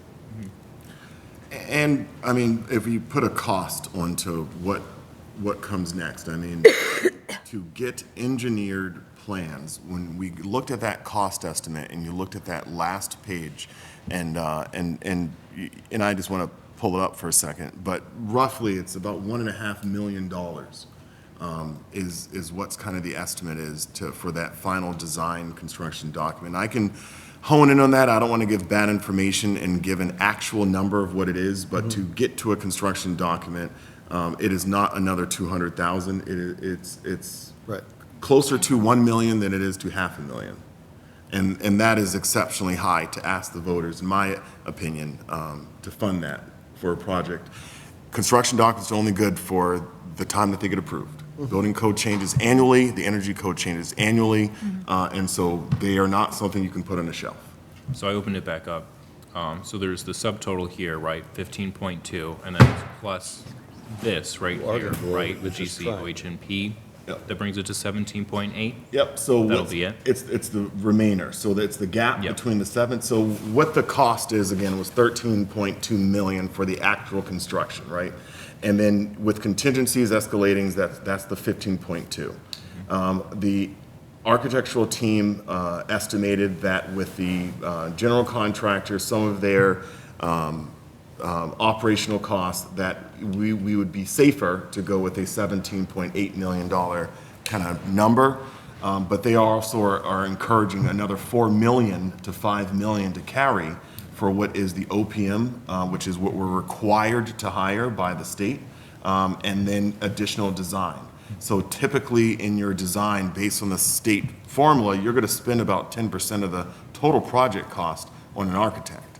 And so there's a lot of cost that's associated with that, which is different than how you would do it at your house, right? You wouldn't hire, you'd get that 13.2 million. Right, you don't need a project manager that costs, to that much. So you were really spot on with the estimate of the actual building, right? It came in at $600 a square foot. Yeah, and then with the OPM and that other general contractor, it really does push it up quite a bit, but, yeah.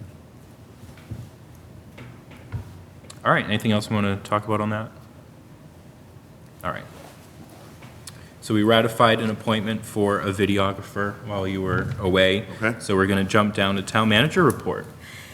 Thank you. How was your first day? Tell us about those last 10 hours. Well, I've had a full download as much as possible from the interim town manager today, so that is how I spent much of today. But the information I am portraying to you, or transmitting to you in my manager's report, is not mine, and it is his. So,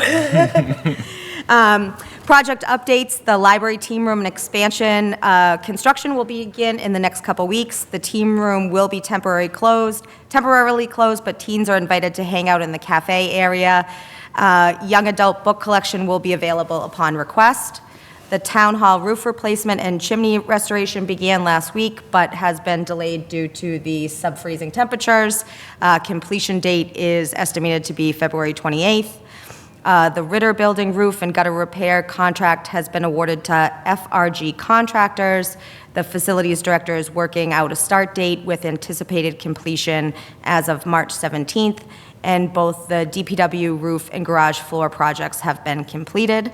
Current vacancies: we have the assistant to the sewer business manager, which is a 19-hour per week position, a pending police officer position. As you're aware, the police chief position has been posted, and an assistant meal site manager for 19.5 hours per week. I know you've been pushing the current vacancies on the boards and committees, and I've been told that the office has received about 20 volunteer applications, and those have started to be disseminated through to the various boards and committees for them to schedule interviews. But if anybody has any questions about the status of their application, they're asked to reach out to Annie in my office. Awesome. Thank you so much, Jen. Any questions? Next week, you'll hear more from me. We'll hear your voice. Exactly. Yes. Any questions for Jen? No, other than 20 applications, that's great. I know, yeah. All right, awesome. Thank you so much. All right, moving on to old business. Seller hold 55 Carr Ave. Is there any discussion on this tonight?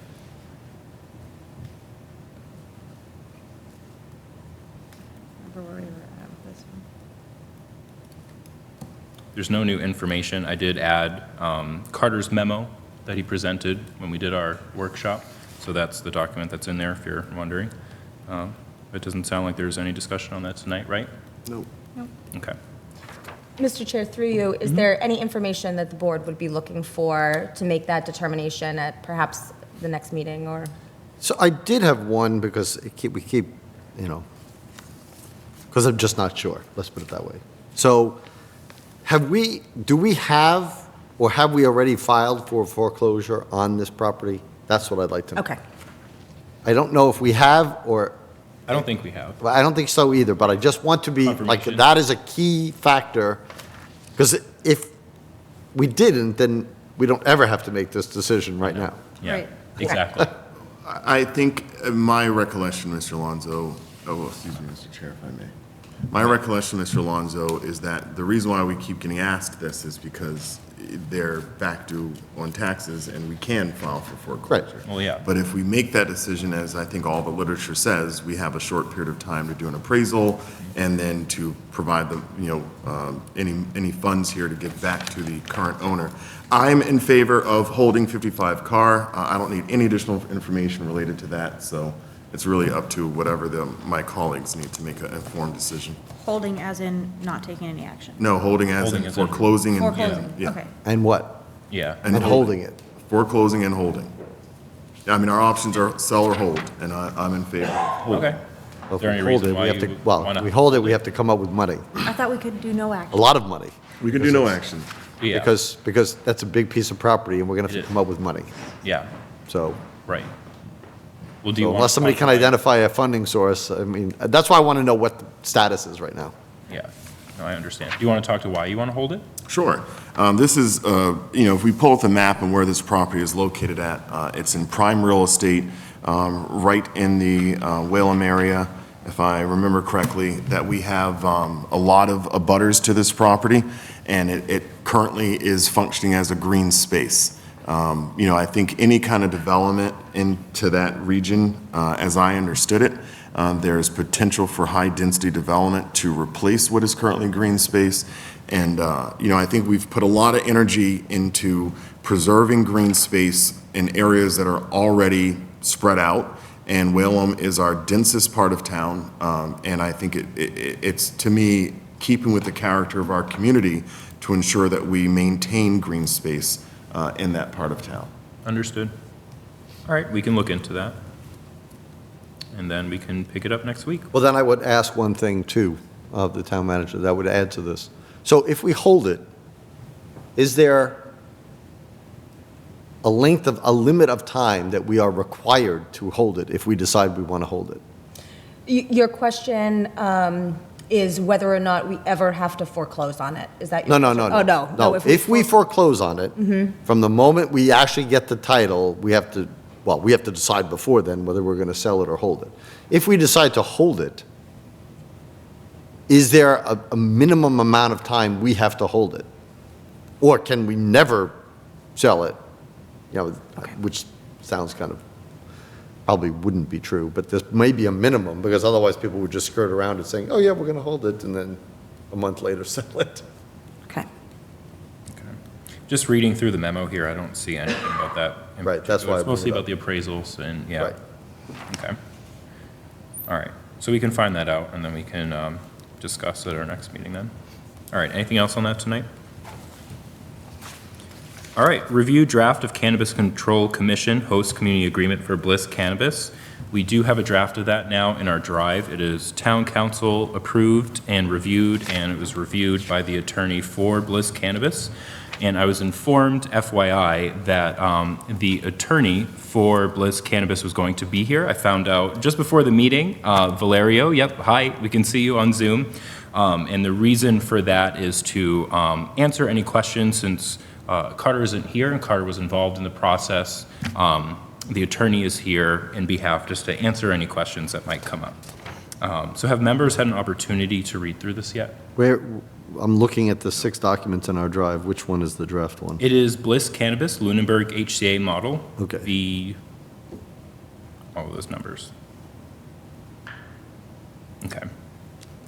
So we can read through it. I'm gonna. What are any substantive changes here?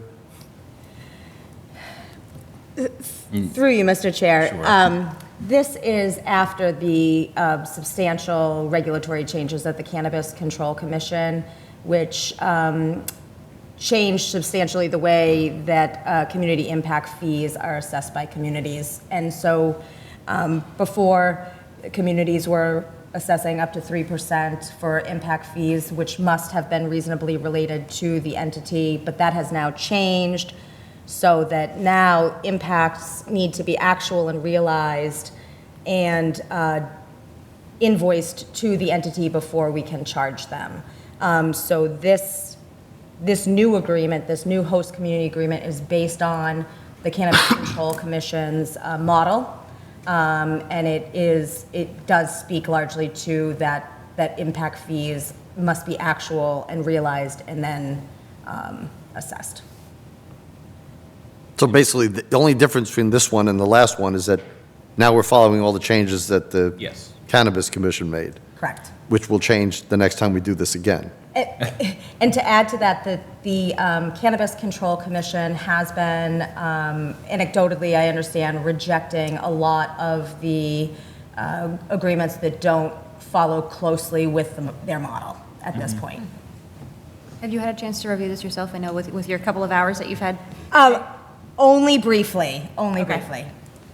I mean, But our town council hasn't, they've yeah, been fine. They have approved. Carter spent a lot of time on this. I mean, I don't know that it's, again, the only thing, obviously the fees were gutted out of the thing. So if that's what it follows, yeah, I mean, I'm fine with Adam reviewing it. And if you're interested in that part, that's on page 4. So under section 5, annual payments and responsibilities, section Yep. A is the CIF. So all that information is there. It's included, shall not exceed 3% of the gross sales of the company, nor be calculated on a certain percentage of the company's sales. Yep. Yeah, so all that's there. I don't know if there was any questions on that section in particular. Well, the heyday of the cannabis, retail is kind of gone anyway, so I didn't think we were going to see much money anyway. So now it's just another business in town, which I'm glad is a business to town, that's fine. Yeah, understood. Any other questions or concerns at this point? My concerns remain the same, which I vocalized last time. Part of this requirement is that they have to have this diversity plan. And, I think it's worth noting what it says. The goals, in order for Umar Flowers to promote equity for the above listed groups in its operation, Umar Flowers has established the following goals. Recruit a staff comprised. Where are you reading from? Mr. Sure. This is in a I'm separate document. Yep, I'm in the diversity plan. Oh, okay. UFL's diversity plan. And I'm in the first section is statement and purpose, the second section is goals. So in order for Umar Flowers to promote equity for the above listed groups in this operation, Umar Flowers has established the following goals. 1, recruit a staff comprised of 40% women and 20% minorities, 10% veterans, 10% people with disabilities, and 10% of individuals who are LGBTQ for its hiring initiatives. I take issue with this. I don't support quotas. This is very much so a quota, and I don't at all support quotas. So I think that, people can make efforts. The other thing that I wanted to note was if we go into the other document here that says UFL's Uma Flowers plan to positively impact areas of disproportionate impact, and then we go into their programs. And this is also on the first page in programs. Uma Flowers has developed specific programs to effectuate its stated goals to positively impact past or present residents of geographic areas of disproportionate impact. Such programs will include the following. 1, to give hiring preference to individuals from Fitchburg. Uma Flowers will post the job listing on Indeed and yada, yada, yada. I take issue with that as well. Understood. I just want to say the language that's actually in the template for the host community agreement doesn't include those quotas if that is how, as a private company, they want to interpret the guidelines, which were very vague and not specific in that sense, then that's their prerogative. That's just kind of my take on that. But Mr. Chair, to your point, first of all, I echo, my sentiments are exactly that, and I did not get a chance to review this, but does the HCA model that our town council reviewed, do they reference those documents in that? Okay. So then that's just their then I'm with you 100%. Yeah. If that's what their corporate goal is, then that's what their corporate goal is. It says it's a goal, it doesn't say it's a requirement, and I'm fine with that. They should run their business the way they want to run their business. Yeah, I agree. All right. Any other discussion on it tonight? Are we ready to vote on it tonight, or do we want more time to review it? I'd like to review it. Okay. Well, actually, I'm not here next week, so unless, Sure. are we having a meeting next week? We're going to have a meeting next Okay. week. Yeah. Well, if you're going to review it Yeah. next week, so I don't want to hold it up then. Yeah, so I do also just want to point out, so their license expired and they're working on a renewal. They got a 6-month renewal, and I know it's up at some point this month. I don't know if it's at the end of this month. So I will ask, Valerio, do you want to add some information here, just so we don't mess up this timeline here? Yeah, of course. Sorry, I'm logged in with my phone and my laptop. I got home from another hearing, and That's so all I right. We didn't can hear you switch just off my fine. phone. Yep. Okay. The board, the board can take their time to review it. We can apply for another extension. This is one of the ways that the Cannabis Control Commission, they realize that municipalities are grappling with changes, and so. If the board needs more time and we get, pushed up against our renewal date again, we can just tell the Cannabis Control Commission that Lunenburg is reviewing the amended HCA and, we need more time and they will give it to us. So I'm not trying to push the board. It is largely the template language.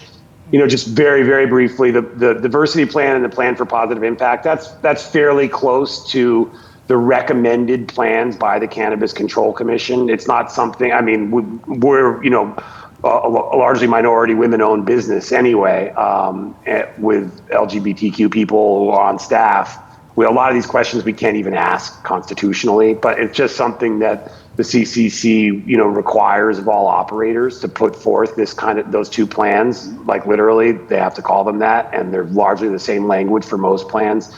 So we do it, but this company is about as diverse as the companies get in Mass. So I understand that some members of the board take some issue with some of that language. It's really a Cannabis Control Commission requirement that we have it. We didn't create most of that out of whole cloth. We're just trying to do what they want us to do.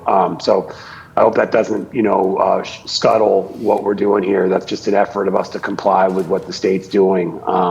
But as far as time to review the HCA itself, which really is a separate document, the HCA, the plan for positive impact and the diversity plan, they go directly to the Cannabis Control Commission, and they're not necessary. We're welcome to share everything we have with the town. We're an open book for the town, and that's why they were asked, and I sent them.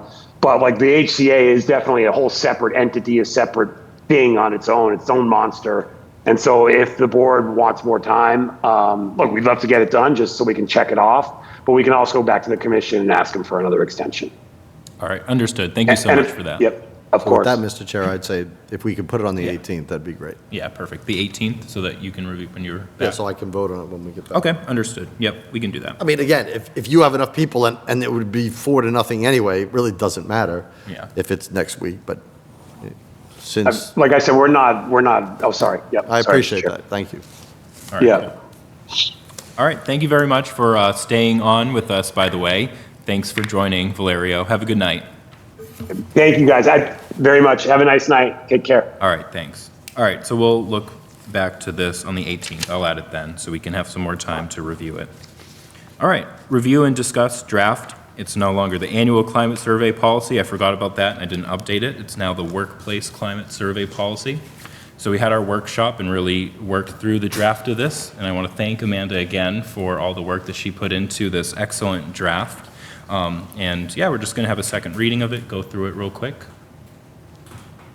All right, Town of Lunenburg Workplace Climate Survey Policy Draft. Purpose. The purpose of this policy is to establish a structured and consistent approach to conducting the workplace climate survey to gather employee feedback on job satisfaction, workplace environment, staff development, and communication. Oops, I just zoomed in. With management. The feedback collected will inform strategic improvements to recruitment, retention, and the overall work environment. Any issues on that? We'll just go section by section. All right, Before we scope. start, I do know I was asked by Carter to provide this, then I just referenced him back to the drive, because he wanted to specifically review it with you. Jen, have you had a chance to look this over? Again, I don't mean to keep putting you on the spot, I just don't want to ask Yeah. questions that you haven't had a chance to look at They yet. did talk about it. We talked about it, but we did not review it in depth. Primarily, we talked about the timeline of needing to get it going sooner than later with the need to expend some of the funds in this fiscal year to carry over into next fiscal year. This is where somebody would mockingly say, "What have you been doing the last 10 hours? I don't know. Have you not reviewed anything?" And I don't want you to think that that's what I'm implying. I just, Right. I don't want to like assume you have reviewed something that you haven't had, because this was your first day, like, Yeah. you know. So be Carter's clear. subtle suggestion to us was to, really review this tonight and make a decision here, so FYI. His suggestion was to make a decision tonight, is that what you said? He wants us to act as soon as possible Okay. because it needs to, start being implemented. All right. So, if I may ask. Yeah, sure. So does that mean that the intent here is to see if we're going to agree to implement this tonight? If it's there, it doesn't have to be. But of course, this is the second reading of the policy, so if it's there, then it's there. If not, then we will go to a third reading. I haven't, again, I just got presented to it tonight, so. And I don't know if we do readings. I think the first time we went through this, we made a lot of changes. So I think this is the first time actually going through it and seeing it. But some of the changes we requested weren't incorporated, like all the questions that are at the very end. Yep, I was going to get to that. All right. They're still in this document, but they're not actually part of the policy. They're going to be maintained in a separate document that are our core questions. All right, so we have issues with doing a reading, or do we want to continue? No issues with Other how the members? meeting is managed. No, I just, I hadn't reviewed this version again either, so, but I think reading through it is fine. Yeah, okay. Survey team, so the town manager, the assistant town manager, HR director, personnel committee, and the select board. Responsibilities, select board. I'm not going to read all of it. I was just about to ask you, you're not going to read all 6 pages. No. Sorry. All right. So responsibilities, anything on that anyone wants to bring up at this point? Do you know, I think what would be helpful is if we knew what, I wish I had my old policy so I could review the changes that we had made Oh, a red live. line? Yeah. Yeah, because I Yeah. feel like it might be hard to make sure we captured everything from that last meeting. I think that'll be hard to Who made produce. these changes? Renee did, live. Oh, okay. So we would Oh, have okay, to get gotcha. that draft version from you, Amanda, and then someone would have to manually go through and redline the changes. Okay. Which, no, that, I mean, I'm not We can trying to do say that. be sure, looking for more work. I just wanted to make sure that we did incorporate all of our changes. Sorry, I don't mean to keep interrupting. No, it's all right. Do we want to do that? I think it would be helpful to have that. I'm not opposed. I think it's to always it. if Renee has it, it would be helpful to have red line, because it makes it a whole lot easier to review. She also did it in Google Docs, and they do have versioning and history built into that doc, so it should be fairly easy to pull that. Mr. Chairman, through you, if we have these in Word, we can do a compare to documents Yeah. and find the red lines, if that would be helpful to the board. It would. So- I okay. think so. Yep. Okay. All right, so we'll create that, and then we'll revisit this at a future meeting. How does that sound? All right. Yep. And up next, discussion on select board and town manager goal-setting process. We already determined that we're going to do one policy at a time, so once we're done with the climate survey, then we'll pick that one up. All right, current business review, ARPA press release. I have a draft of this. I don't have it to present tonight because I want to quadruple and triple check that all the numbers in it are accurate, so I don't want us to actually take any action on that tonight. What I did discuss with Jen is that perhaps I could send that to her so that she can really verify with the finance team that it is accurate, and then it can come back to us. How does that sound?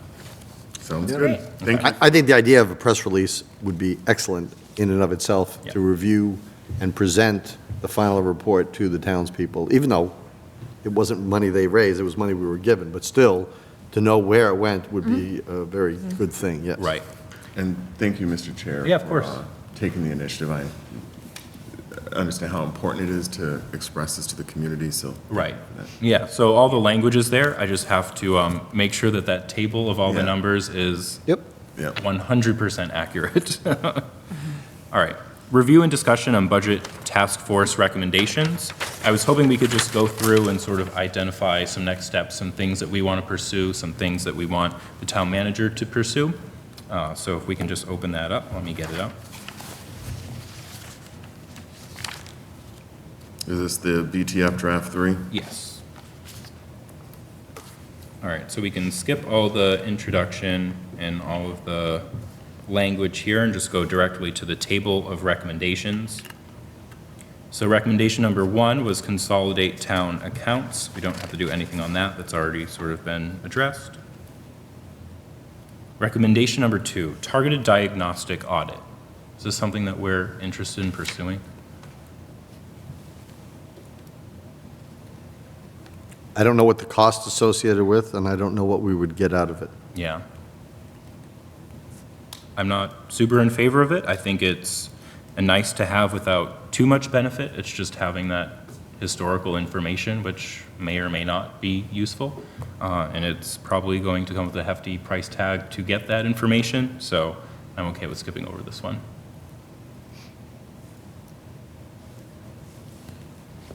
Other members, what do you think? I think broadly that since Selectman Imke was on this committee, it would probably be helpful to me if she could speak to some of this while we evaluate it. Because one of the notes here, I agree with you, right? Like I'm on the same wavelength with you on this one. However, there's a note here that says this is discussed at almost every BTF session. Yeah. And so there must have been something reason that why. they saw in this that I now today don't see.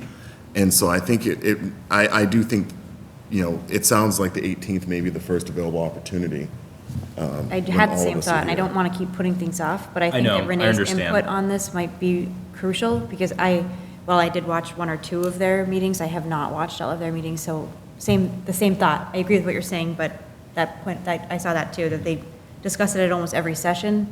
So I wouldn't want to discount it if this committee, this task force that we put together for this monumental task we gave them, I wouldn't want to just write it off without hearing why. Yeah, we'll definitely have to go through all of this again with Renee here anyway, so maybe we should just hold off. But I do remember from watching their meetings, there was a line item that they couldn't fully understand the history of that just sort of disappeared in 2015. I don't remember the amount of it, but it was some sort of like miscellaneous. It was like $300,000. Yeah, I it was wrote. substantial.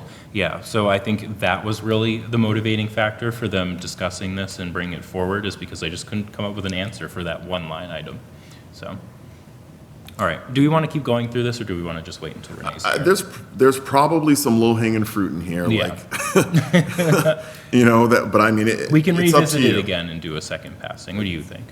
Oh, I mean, so I thought you were just asking for opinions anyway. I would agree with those who already said that since Ms. Emke was on on the task force, that she should be here when we make final decisions, but I don't think it influences, but I would say exactly what I said if she was sitting next to me anyway. So, but I think no vote or no final decision should be taken until we hear from her, sure. Yeah, I completely agree. All right, that sounds good to me then. Recommendation number 3, implement prudent investor rule. We already did that. I was going to say, yeah. Yep. Recommendation number 4, review viability of the Community Preservation Act. We discussed this. It seemed like there was some interest, but I don't think we would have the time to really pursue this year for town meeting. And it also seems like historically, the way that these are brought on is if there's a lot of public support, which I have sort of tried to see if it was out there, and it doesn't seem like there are a lot of people who are willing to champion this. So it seems like it would have to be driven by us, which probably, in my opinion, isn't the best way forward. So that's sort of where I'm at on this right now. Yeah, so I've been a big supporter of the CPA forever, and again, was involved in 2 efforts to try to pass it. And with the changing demographics, maybe it would pass. I believe, and this I'm not sure, but I believe it has to be done on a annual, I'd have to look this up, but I think it has to be done in an annual town meeting. It can't be done in a special. Right. Look that up. So if we don't, and it's very short notice, so for us to get it ready for then. But if somebody wants to do it and build a campaign to do it. Yeah, it would have to be for next year. Right. Yeah. And it's still, I mean, again, I don't know what the returns are. They're nothing like they were in the beginning, but they're not nothing either, so. No. Yeah, I agree. Did you have it in We West did. Boylston? We did have it in West Boylston, and What was the return, percentage-wise? I don't remember off the top of my head. Do you remember if you had a 3% surcharge, or did you do something lower? No, 3%. 3, okay. Well, that's where you And then reap the most rewards. in my home community, we just passed it last year at our town meeting. In and Boylston. And it was a citizen-led initiative Okay. with a lot of grassroots efforts. In Boylston? In Boylston, Okay. yeah. Michael, Ray, and Amanda, what do you guys think? I don't have too many thoughts on this right now, to be honest with you, other than, Okay. you know, what I've looked into it since it's been brought to us.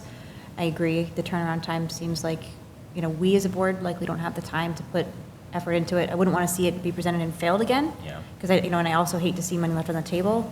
But in terms of, you know, who's the champions for this, you know, is there community support? I haven't done, you know, the research that you have, so I'm sort of in the same boat as you.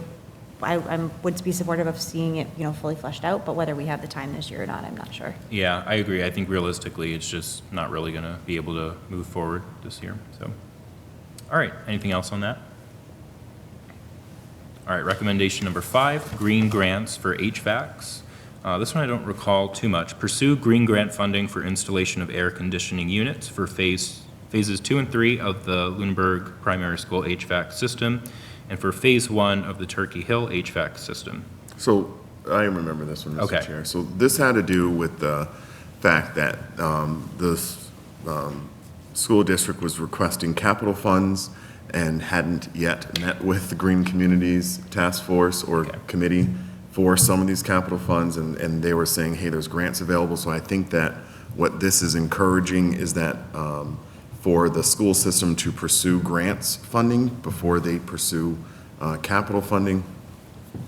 And that's, I think, largely a school request. Right, okay. So that would. And my recollection was the same, and again, this is the same pitch that the chair of the Green Communities Committee says every year, that people should come to them with projects, and they look for projects like this. All right, understood. All right, recommendation number 6, solar on Old Town dump site. Support it.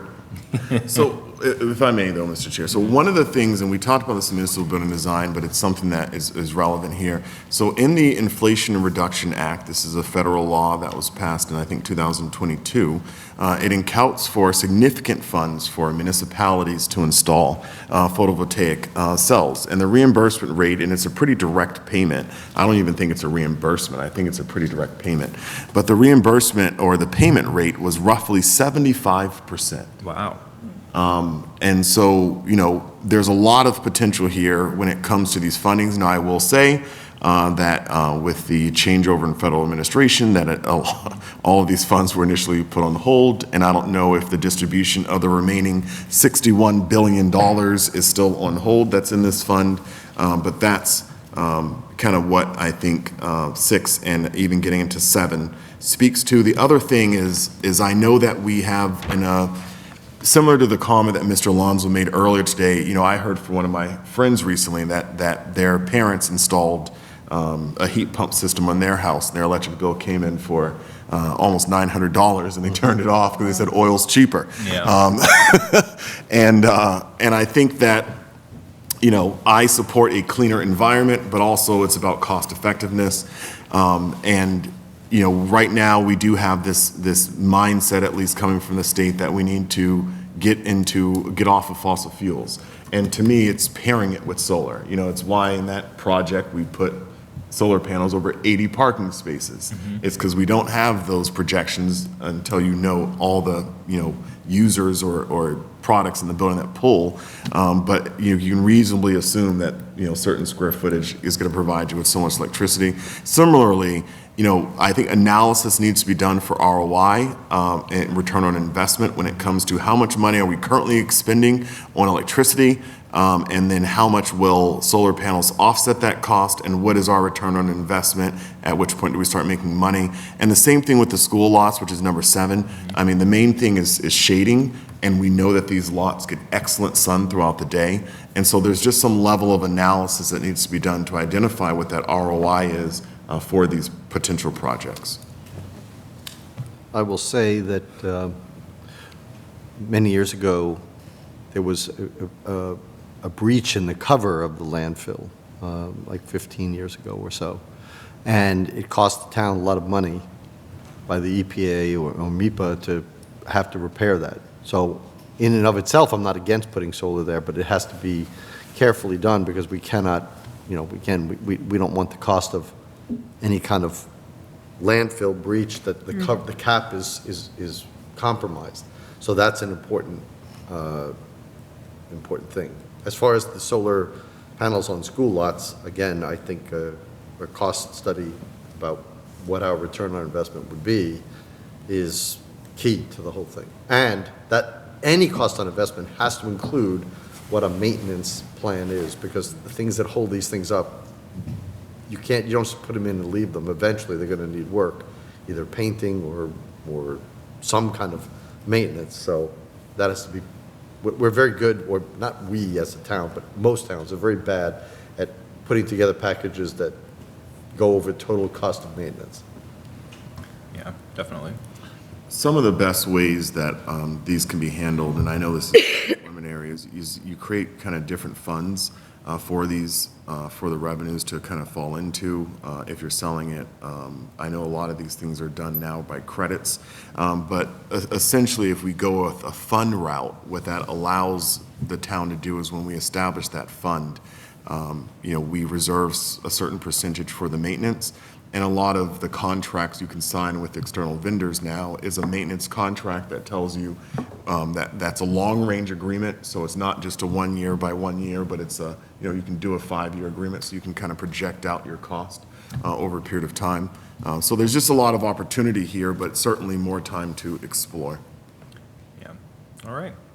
Recommendation number 7, already talked about that. Recommendation number 8, Brooks House lease, that's already happening. Somewhat. Yeah, well, yeah. Municipal design. It's been assigned. It's been assigned. Yeah, we haven't picked this up yet. Right. So we're gonna, we're meeting next on the 19th, and we will, but as someone who leases a lot of property, leasing an old building, realistically, it's $1 a year is what you charge people for a building that needs significant structural and interior work. Understood. I don't see revenue stream coming in off the Brooks House. No. All right. Well, we've already sort of decided on a path for that. Recommendation number 9, review town trash and recycling programs. So this is something that Carter had recommended that we do a lot. Are you nodding your head because we talked about it? We did discuss trash and recycling programs today, yes, and having a look at really the recycling component of the program in the future and what makes best sense going forward. I'm personally fully in favor of this one. I think that, especially knowing how hard it was for us to secure a contract as is, and that almost every vendor is going away and going to the toter programs, or the toter, I can't think of the word I'm looking for. Yeah, but totes. You're right. That I think we definitely need to review this before our contract expires. I think we're having a great, from what I've heard, or maybe with the lack of what I've heard, we're having a great transition to our new vendor. Yeah, Shaw's So The new vendor's doing been really great. good. Amazing. New vendor's been great. Yeah. Yep. That just reminded me that I think we're expecting to hear maybe a route change from them at some point. That Carter had brought that up. Not that I'm aware of. No, he brought You that up can in one get of our into that. meetings. Did- What? He brought Route up. change? The route changes that the Shaws had requested a Yeah. route change? Yeah. I'm not crazy that. Yeah, there were just shifts because of they were overloaded on some. Oh, So I the see. trucks Yeah. weren't able to collect because they were full, and in other parts they were empty. So they wanted a realignment Yeah. Oh, okay. to be able to collect. They're going, same number of routes, they're just going to Change the days. shift Yeah. some Sorry, that wasn't addresses. really Yeah. related to this, but it No, just made me it's think of okay, it. But no, I'm fully in support of pursuing this. I think that it's imperative that we do before our next contract is up. Otherwise, I think we're going to be in a really tough spot because it's going to change our funding likely with how this program is funded. So number 9 and number 10 are, I file these under, these are things we should be reviewing periodically anyway. Like, I don't need a task force, I mean, and this is no knock on the committee, I don't want to sound like that, but these are things we should be doing every year or every other year anyway. Right. But they're helpful to remind us that we're not, and that they should. Yeah. So it's good that they're here, but, and I think what number 9 speaks to as well is that China was taking our recycling for a long time. Yeah, and they're not anymore. Once we started putting tariffs on them, they stopped. And that has led to a significant increase in cost. Right. It's never really come back to normal, so. Yeah. And there's been a significant consolidation in the region of trash companies. And so what used to be a lot of small mom and pops all over the place, it's now Waste Management, it's Shaw, it's E.L. Hardy, and I'm blanking. Yeah, it's like school transportation. Eventually you'll have one group that'll do the one town and that's it. Yep. They all figure out their turfs and. Yeah, that's exactly what happens. The town was extremely fortunate to find a vendor that didn't require the transition to the tote system at this time. Yes, yes, for sure. Very much so. All right, so we're tracking that one. Recommendation number 10, we talked about it, it's the Chapter 90 town roads. We've talked about that as well. Bill Bernard, I know, was looking into that as well. It didn't happen exactly when this was originally brought up because they had a lot of other stuff going on. So I don't know the status is, but I know that they've been really evaluating all of those. I would, if I can comment before you move on to the next one. Yeah. On that one, from my time working at the DPW, I'd just be interested when this does move forward of, are we incorporating roads that are already town roads that, just either weren't properly labeled, or are we talking about taking private ways and making them town roads? Because that changes the scope of what our services are.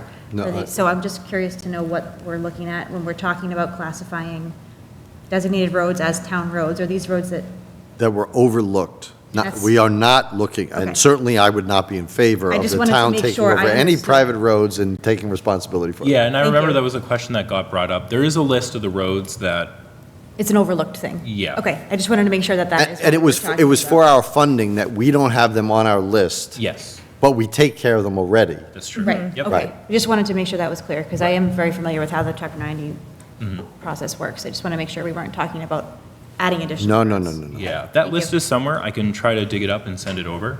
Definitely probably needs to be looked at some more at some point, but it is somewhere in our inboxes, and I can try to find it. Recommendation number 11, HDHP. This is a high deductible health insurance plan. I know there was some talk about this on the school committee at some point. I don't know whatever happened with this, so maybe this is something that we can get a status update on. I'm not sure what was going on. And I know Carter was looking at it as well, but I don't know what the status was. Well, the PEC, I mean, we use Yeah. we use our health insurance agent, we should ask them to add a plan, I mean. Yeah. what I they. mean, there's nothing that this board would really do for this. Right. Right. And, but this one was just adding a plan, not talking about getting rid of our other plans. It was talking Correct. about adding an additional Right. high deductible plan. Which I don't see the harm in adding an additional option. personally. Correct. And then recommendation number 12, also related to health insurance buyouts.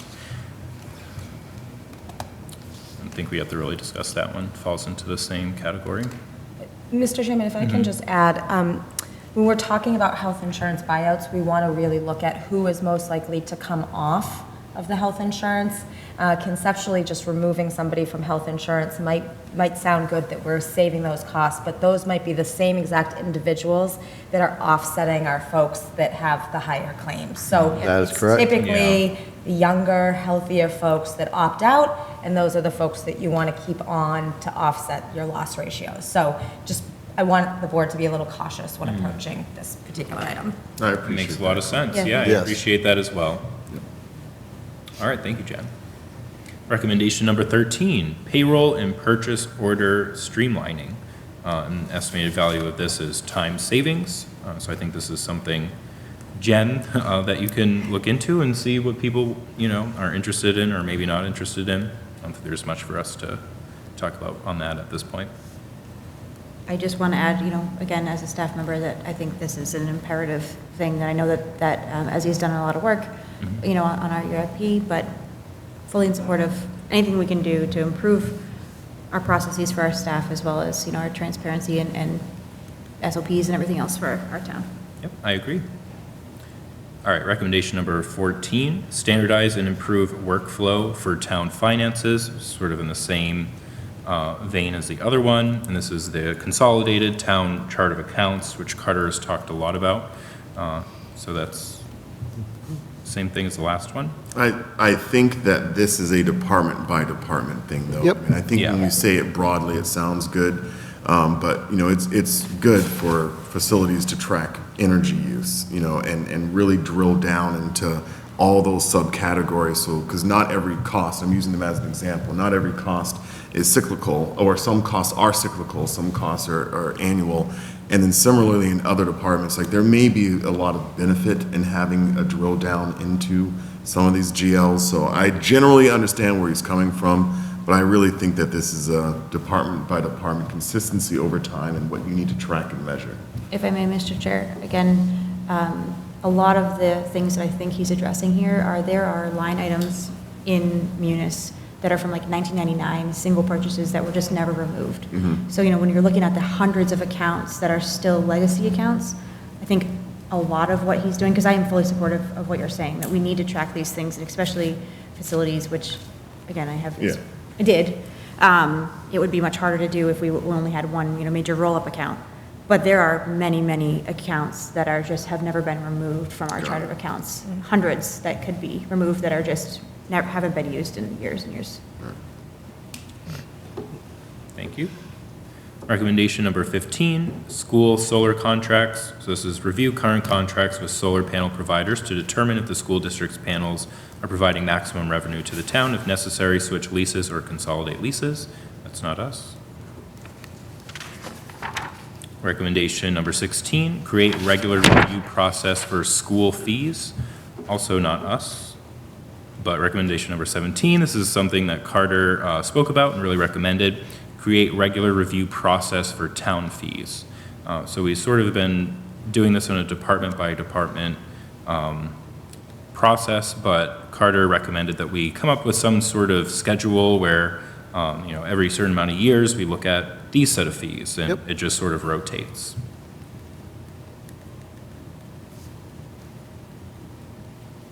Slowing down because I hear you writing everything. Recommendation number 18, warrant delivery. So this was an interesting one. So it would pass rule changes, it would be for the charter, that allow for electronic delivery of the town meeting warrant with paper copies available for pickup at town hall. And I remember this specifically, the estimated value would be $7,500. I think we're to spend more staff time talking about how to save $7,500 for this.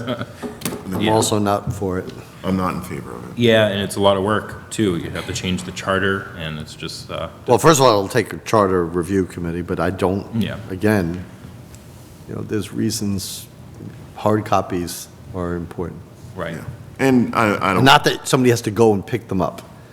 So we'll deliver them to everybody, but if you want the hard copy, that now you're the one who's inconvenienced, even though mail comes to your house every day. Yeah, I understand. And I think it's also about having, electronic database with everyone's email addresses in it, and, everything gets hacked. So it's just one more thing, one more thing. Fair enough. All right. Recommendation number 19, consolidate town and school snow removal and ground maintenance. Agree. Agree? Agree. Okay. I've seen the town go back and forth Right. over this, so every time, whichever one you choose, there's people who don't like that and they want it to be the other way. And then all we do is, just keep flip-flopping, so. Yeah. There's a lot of benefit in having a dedicated crew, which is, I think, what essentially they need. But in terms of equipment goes, there's benefit. I mean, I think what we're going to seeing here is replication, right? Where the school side has HR, the town side has HR. The school side has a certain way of processing, the town side has a certain. And I think it's just, if we keep having these divisions, we keep having to explain them as the school side and the town side. And it all should just be one thing. And I think, a dedicated crew that does ground maintenance and snow removal for the schools has the ability to supplement the general, DPW crew at large. And I think the answer here is dedicated crews and not necessarily separate equipment and everything else. If the concern, as I've heard it from the school side, the school members of the school committee, the concern is that if they go to DPW, it's going to be a decrease in quality service. But shouldn't the standard be the same for everyone? Shouldn't the sidewalks going to the library be just as clear as the sidewalks going to the schools? And I get it, it's people's kids, but I mean, it's also our taxpayers. Shouldn't we implement the same standard everywhere? So I think consolidation is the way to standardize. The problem is autonomy. The problem is control. You have a school committee and a superintendent and a totally separate school department that's out of the reach of, they don't have control over the DPW. So if we say the DPW is going to do it, and something happens, they don't have autonomy to do and make scheduling changes the way they want. I'm not arguing for or against, I'm just saying that is the issue. Who has control over the personnel is what the issue is. Yeah. That I want them to do what I want them to do when I want them to do it. And this is the same thing held true with IT. I mean, it'd be great if it was consolidated, but they have needs and the town has needs, and they'd be like, and then they're saying, well, we're paying half their salary and we're not, and this is historical data now, we're paying them half the salary, but we're not getting them half the time. Or the town says the same thing. We're paying half your salary and you're always at the schools. And I've been through this, so there's no easy way to do it. Of course, you could come down to why can't we all just get along? But it's not that easy to do that. Well, it's a cultural thing. I mean, we're in an area of collaboration. I mean, that's the skill set. Someone turning 18 today, the number one skill set they need to get is how to collaborate and communicate with other people. And then on the, fast forward 30 years, and it's like, well, we can't collaborate and we can't communicate. So why, it just seems kind of silly that what we teach is effective, what we observe is effective, then we ourselves accept that we are unable to achieve. So I think that we need to maintain the goal of, and I think stuff like what you mentioned with IT, it's accurate. That I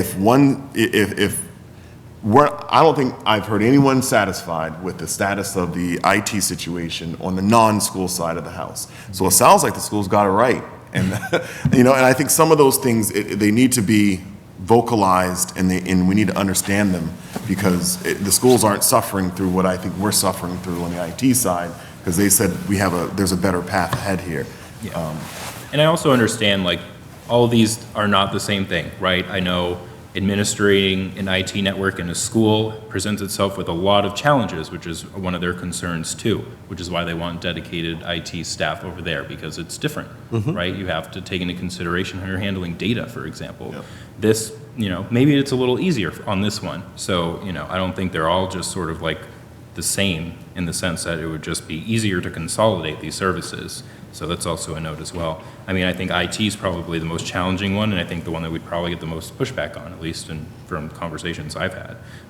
So this one, though, I don't know. I get the merits of it, but I think I would want to hear more from their side about Yeah, I'm not whether or not opposed they to like it. pursuing it myself, you know, if having the conversations, especially with the new superintendent coming Yeah. on board, but whether I am in support of it or not, I don't know, because I do see both sides. But, you know, I wouldn't say, no, don't pursue this. I mean, I don't think it hurts to have the conversations, personally. Yeah, and I was just going to bring that up too. We have a new superintendent at some point coming on, and, you know, then I think it definitely is more realistic to evaluate some of these things after that hiring, so. The charter also gives the school committee full control over facility and grounds of school property. And so something like this is it's not as easy as maybe it's expressed here. But again, what I notice in my field, managing a lot of property and buildings, is that we have end users all the time with different requirements, and you can very well manage both end users and have, you know, a dedicated crew on one hand and a different crew on another, and two different expectations and standards. And a good manager should manage both. You know, similar to any snow removal company, right? They have multiple clients. They know the client that has to be out of their house at 6 a.m. They know the client that's going to be home all day and who they can hit after the snowstorm's over. And it's just managing that. But you know, maybe if we pursue this, you know, with the schools having that charter hook, that, you know, if the trial of how to make this work together doesn't work, then they can always say, it didn't work. We tried, it didn't work, let's go back. But all I'm saying is that, and I'm fine to swap back and forth, I'm saying that we've done that.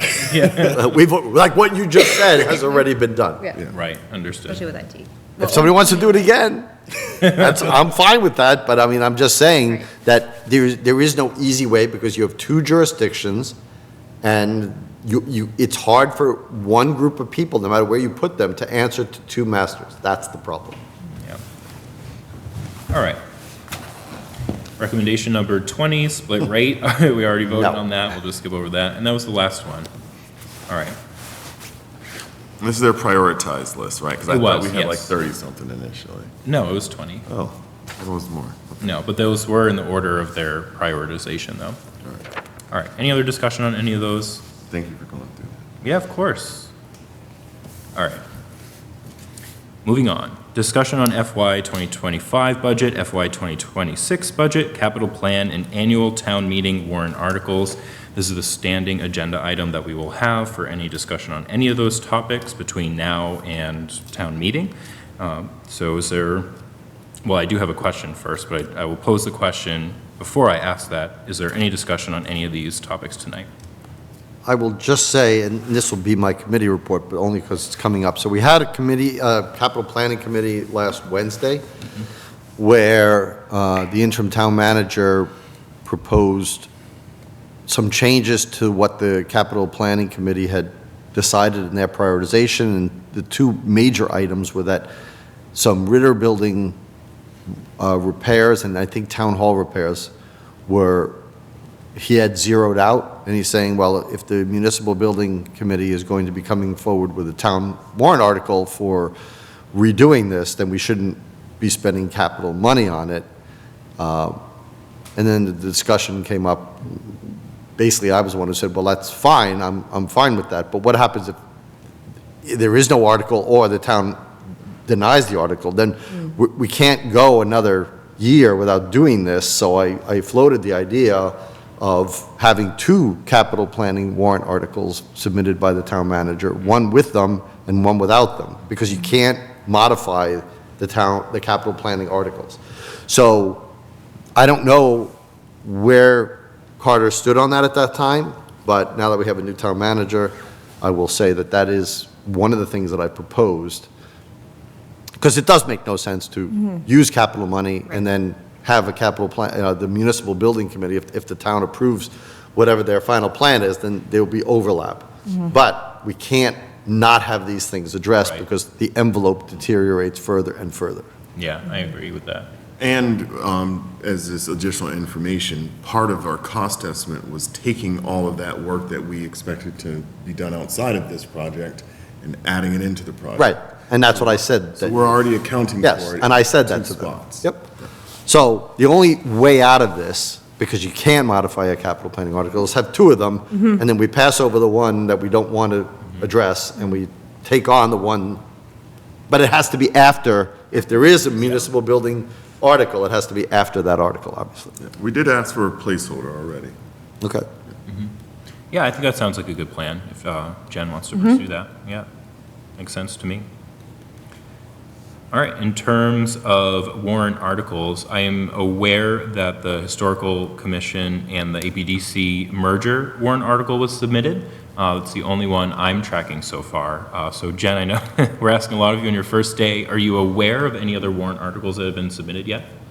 It's okay, if you're not. So I know that Annie is compiling what's come in, Okay. and that there are a fair amount of warrant articles that have come in from a variety of departments. Planning submitted, I think, 3 articles. And so we'll be looking at those over the next couple of days, and making sure that all boards, committees, commissions that wanted to meet the deadline, that we have not, something hasn't fallen through the cracks, and that we're making sure that we're getting their articles in. I'm looking to be presenting the preliminary warrant next Tuesday. Obviously, all the language won't be finalized at that point, but you'll get a sense of what the different articles are that we'll be looking for the spring meeting. All right, well, that sounds perfect then. Great. All right, any other discussion on any of this tonight? No, other than thank you, because we keep putting you on the hot spot. Stay. All right. Minutes, warrants, and action items. Minutes, we do have minutes for November 13th, 2024, January 21st, 2025, January 27th, 2025, and January 28th, 2025. Have we had a chance to review all these minutes yet? I didn't see the ones on the 28th, but I do They're see there. the rest. Yep, they're all there. That was one that she had emailed to us, I thought, because I had a correction which she did make. Sorry, I didn't mean to cut you off, Mike. I did have one correction, and that was, I'm trying to find it now. Oh, so in the 28th, on the public session, it should say 39 Cortlandt Circle. 39. And I know 39 Cortlandt Circle because I read it in the ledger every single week. Multiple times. I think we all are aware of that address. Yes. Yes, thank you for bringing that up. And I don't want the person at 11 who inadvertently has that address to be, to have their name here. Understood. All right. Any other changes? All right. Is there a motion to approve these 4 sets of minutes? I would move that we approve the minutes of January 21st, January 27th, and January 28th of 2025, and November 13th of 2024. Second. Any additional discussion? Those in favor say aye. Aye. Those opposed, no. The motion passes unanimously. Warrants. Do you mind passing me that big stack of warrants right there? Absolutely. Start my All right. car. We have an accounts payable warrant in the amount of $1,047,768.60. I'm going to recuse myself from AP signing. Okay. And let me just check. Oops. So I know with this stack, it's a little challenging. One thing that we used to do, if I can just make a request here, is it's really helpful to just have like a rubber band around them, so I don't have to always do this and double check that it's all the same warrant. But it looks like it is.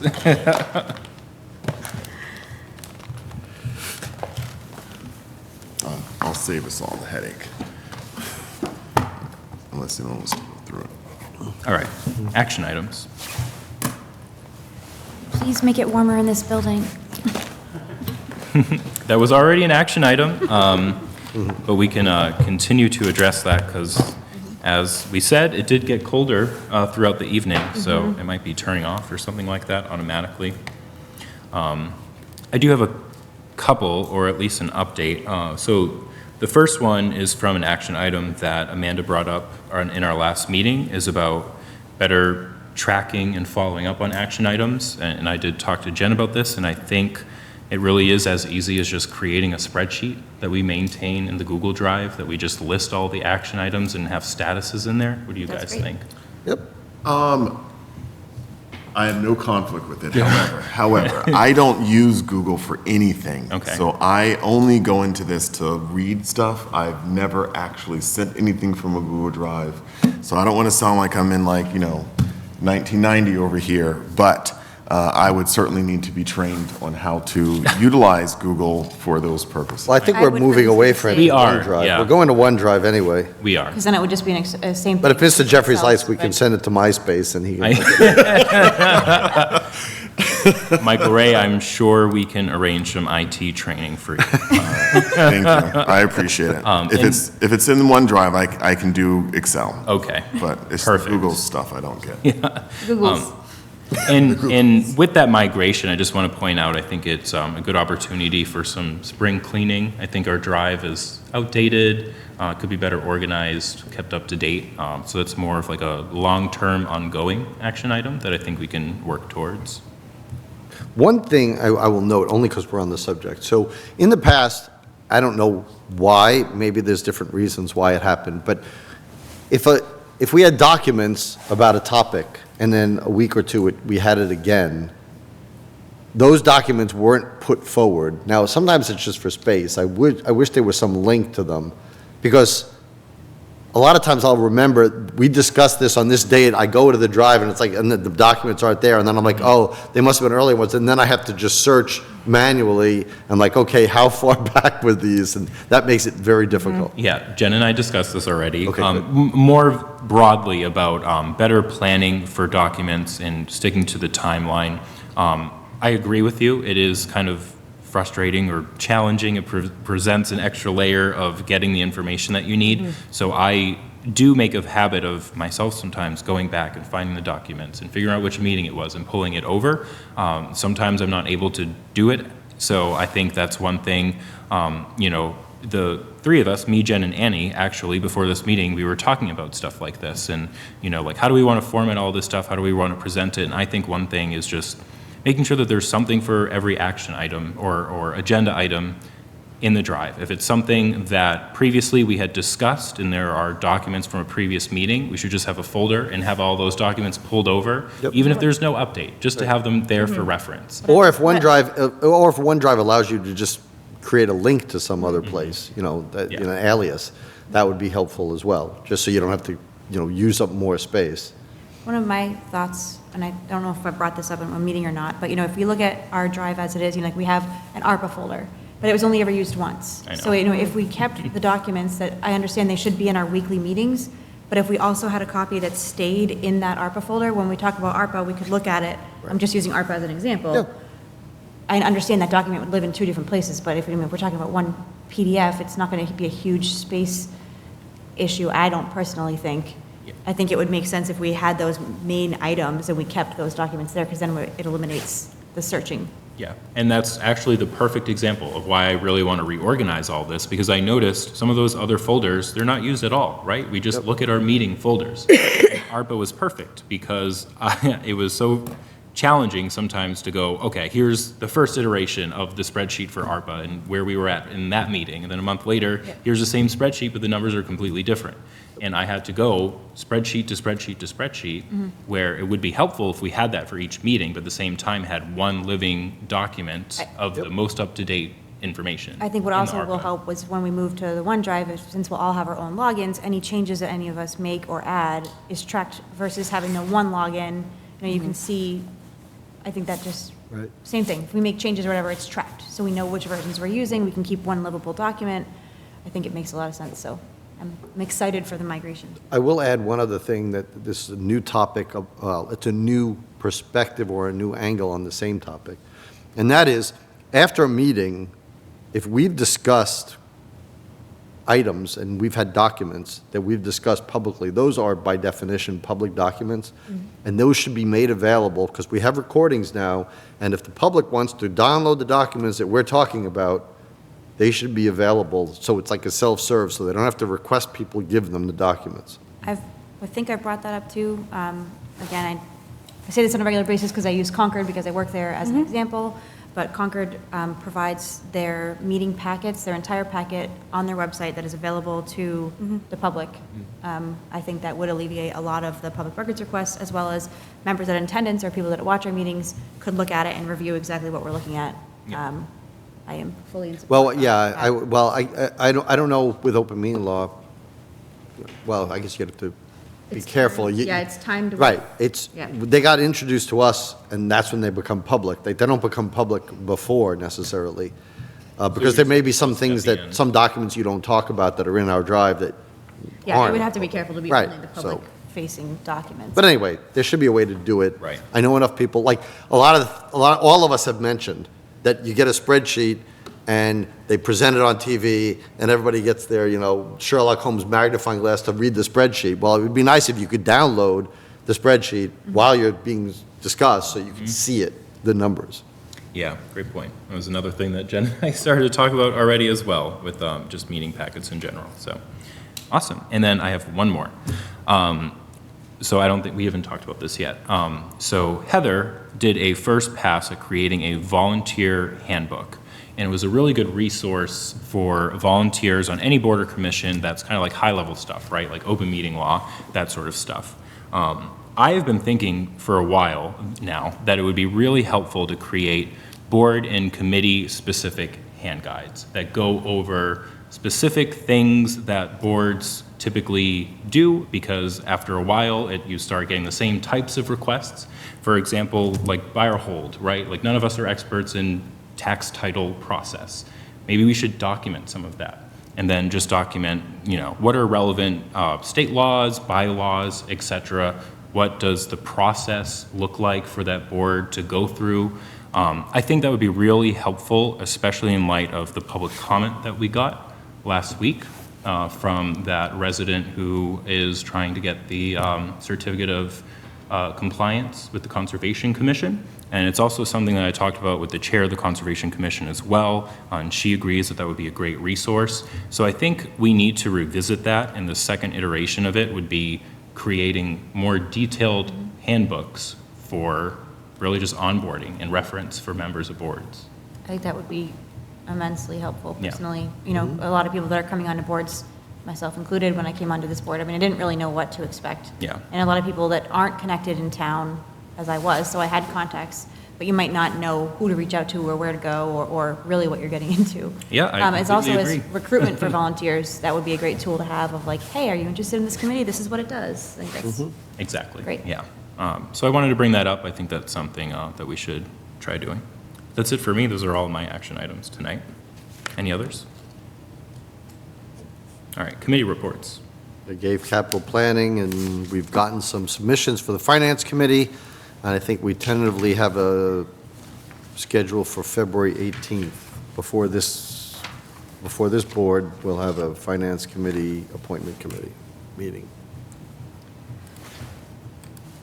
Yep. Economic Development Committee has not met since our last meeting. Master Plan Steering Committee, unfortunately, we were supposed to meet on the 6th, and we, again, do not have a quorum. So this is an ongoing issue that I've been bringing to the board. I did send an email to both the chair of the planning board, the acting chair of the Master Plan Steering Committee, and to Chris Riley, our land use director, just for an update on this, and how we're going to move forward, because we have not been able to meet in many, many months. I think it's been at least 6 months. Yes. I think longer than that. Is this going to impact the delay on the timeline? We've got a lot of money invested here. What can we do? So I have not had a chance to look at my email since I sent that to see, if there's been any responses. But I do think that we need to keep our eye on that, understanding that that is a planning board committee, but it's becoming a pretty serious issue that this committee cannot meet. Yeah, I agree. We do really need to see how we can help out with that process. That's all I had. I think the first hour and a half of this meeting was likely my committee report. The library's meeting soon. I don't have an update for them. I know that they, well, I guess I do have a slight update. They do, as they go through the budgeting process this year, I think that they're a little concerned about, I think, the rumor mill right now when it comes to the budget, given that every department basically was, last year in the budgeting cycle, every available dollar was made available to the school department, and no other department experienced any growth. And so I think that there's just general apprehension from the other departments about, as they're hearing grumblings of the school department school districts and school committee having discussions about where they're at in the budget, and I think the rumor mill is that they're starting above 10%. And so I think there's just a little apprehension is what I'm hearing. Thank you. The Superintendent Screening Committee met last night. I am a member of the committee. We mostly discussed timeline and process, and the one decision that we made last night was to start with a consolidated application period for both internal and external applicants. So the school committee wanted us to just start with internal candidates and then make a decision based on the candidates that we got internally, and then we would decide whether or not we would open it up to external candidates or not. And it's also interesting too, because it seems like the school committee has a lot of oversight over the superintendent screening committee. They're the ones that, like our motion for that, by the way, was to basically request that the school committee allow us to do that, which was just interesting. But we just thought it would be the most fair process for everyone involved, instead of saying either we really liked internal candidates and we reviewed it and, you know, we, what's the word I'm looking for? Not, I screened, I guess, or, yeah, anyway, screened those internal candidates, but we want to open it up and now consider external candidates, or, you know, we didn't really like them. We just thought it would be better to avoid all of that and just start, before we even review internal candidates, to just have external candidates apply. So it's in the same process. So that was the only thing that we decided, but other than that, it's a 12-member board, which is really interesting. 12? Lot of, yep, there's 12 An even people. number. Yep, 12 people on the screening committee. Okay. A lot of perspectives, but it's a great group. I think we all really enjoyed the meeting. It was very productive, and we have another meeting on Thursday, and then several meetings next week. But now that we're modifying the process, you know, obviously we're going to have a period of time that we're accepting external applicants. So I think the timeline that we first set is probably going to have to be extended a little bit. So the timeline's probably going to go out a little later now. But yeah, it was a really good meeting. Is anybody who's interested, is there a place on the website to go to, or is that not up yet? Not that I'm aware of, no. Okay. I don't think they've gotten to that part yet, because the school committee still has to discuss it too. Okay. So, and that's it for mine. Upcoming meetings. We are meeting on February 11th next week and February 18th. Public comment. Is there any public comment? And I missed this. I was going to say, Interim town manager. I was going to mention that to you. The new permanent town manager. No, my only comment is really to the public.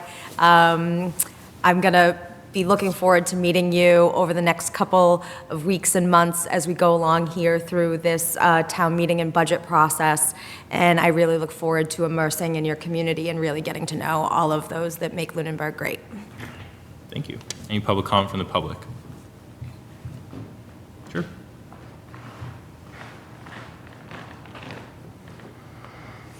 Anthony Scullomberni, 5 Valley Road.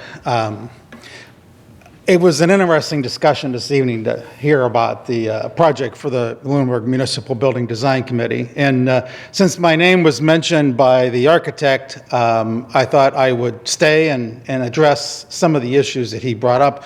And of course, each of you have received a fairly detailed email from me regarding this project. I still stand by the note that I sent to you. You know, he said we couldn't do the project the way Tony Scullomberni suggested. It would be too big, and it would be twice as far from the parking lot. And quite honestly, that's not an accurate assessment of what I wanted to do, nor is it an accurate assessment of what the consequences would be.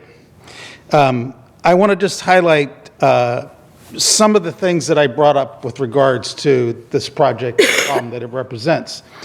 And as I said in my note to you, I'm not criticizing this project with the purpose of bringing it to an unsuccessful support from the town at annual town meeting. I am pleased that the first time I had the opportunity to talk as a citizen of the town of Lunenburg was at a special town meeting. I think it was in November 2020. And one of the things that I addressed was that Town Hall was a great old building, and it wasn't as bad as it was being portrayed by members, some of which are on this platform today, to the town as a reason why we needed to abandon Town Hall and go someplace else. That was 3-4 years ago. And what we now know, based on the engineering report that we received from the consultant, is that this building will actually be the least expensive to keep running for the town of Lunenburg when you look at the cost per square foot. Just as I had said it would be if the town would take the time to look at this facility as a component of the town administrative function. So from that standpoint, I'm really pleased that we're moving that part, saving this building and using it as part of a plan. But I am concerned that we're going to spend another year or two talking about the Lunenburg Municipal Building Design needs because of what we have in terms of wasted space. GSA has a standard for usable building space of 190 square feet per person. That's a pretty big number. And in fact, today, GSA's current employee space requirements are at 150. The GSA goes out. GSA, General Services Administration. Okay, thank you. That's the federal standard for buildings. Thank you, Tom, for me falling back into my old federal acronym world. So the General Services Authority says for 10 people, you need 1,900 square feet. But actually what they buy today is 1,600 square feet for 10 people. All right, so if you do the math, let me bring up my next chart. If you do the math, I haven't quite got a handle on how many employees Lunenburg has. But let's say it's 60 employees. That's what we want to put in town administrative space. I think that's actually pretty high. But let's say it is 60. So at 190 square feet, we would need 11,400 square feet at Ritter for town administrative functions. 11,400 square feet. What we are currently proposing to present to town for their support is 20,400 square feet plus 9,700 square feet for a meeting space. Almost, actually more than 30,000 square feet of space.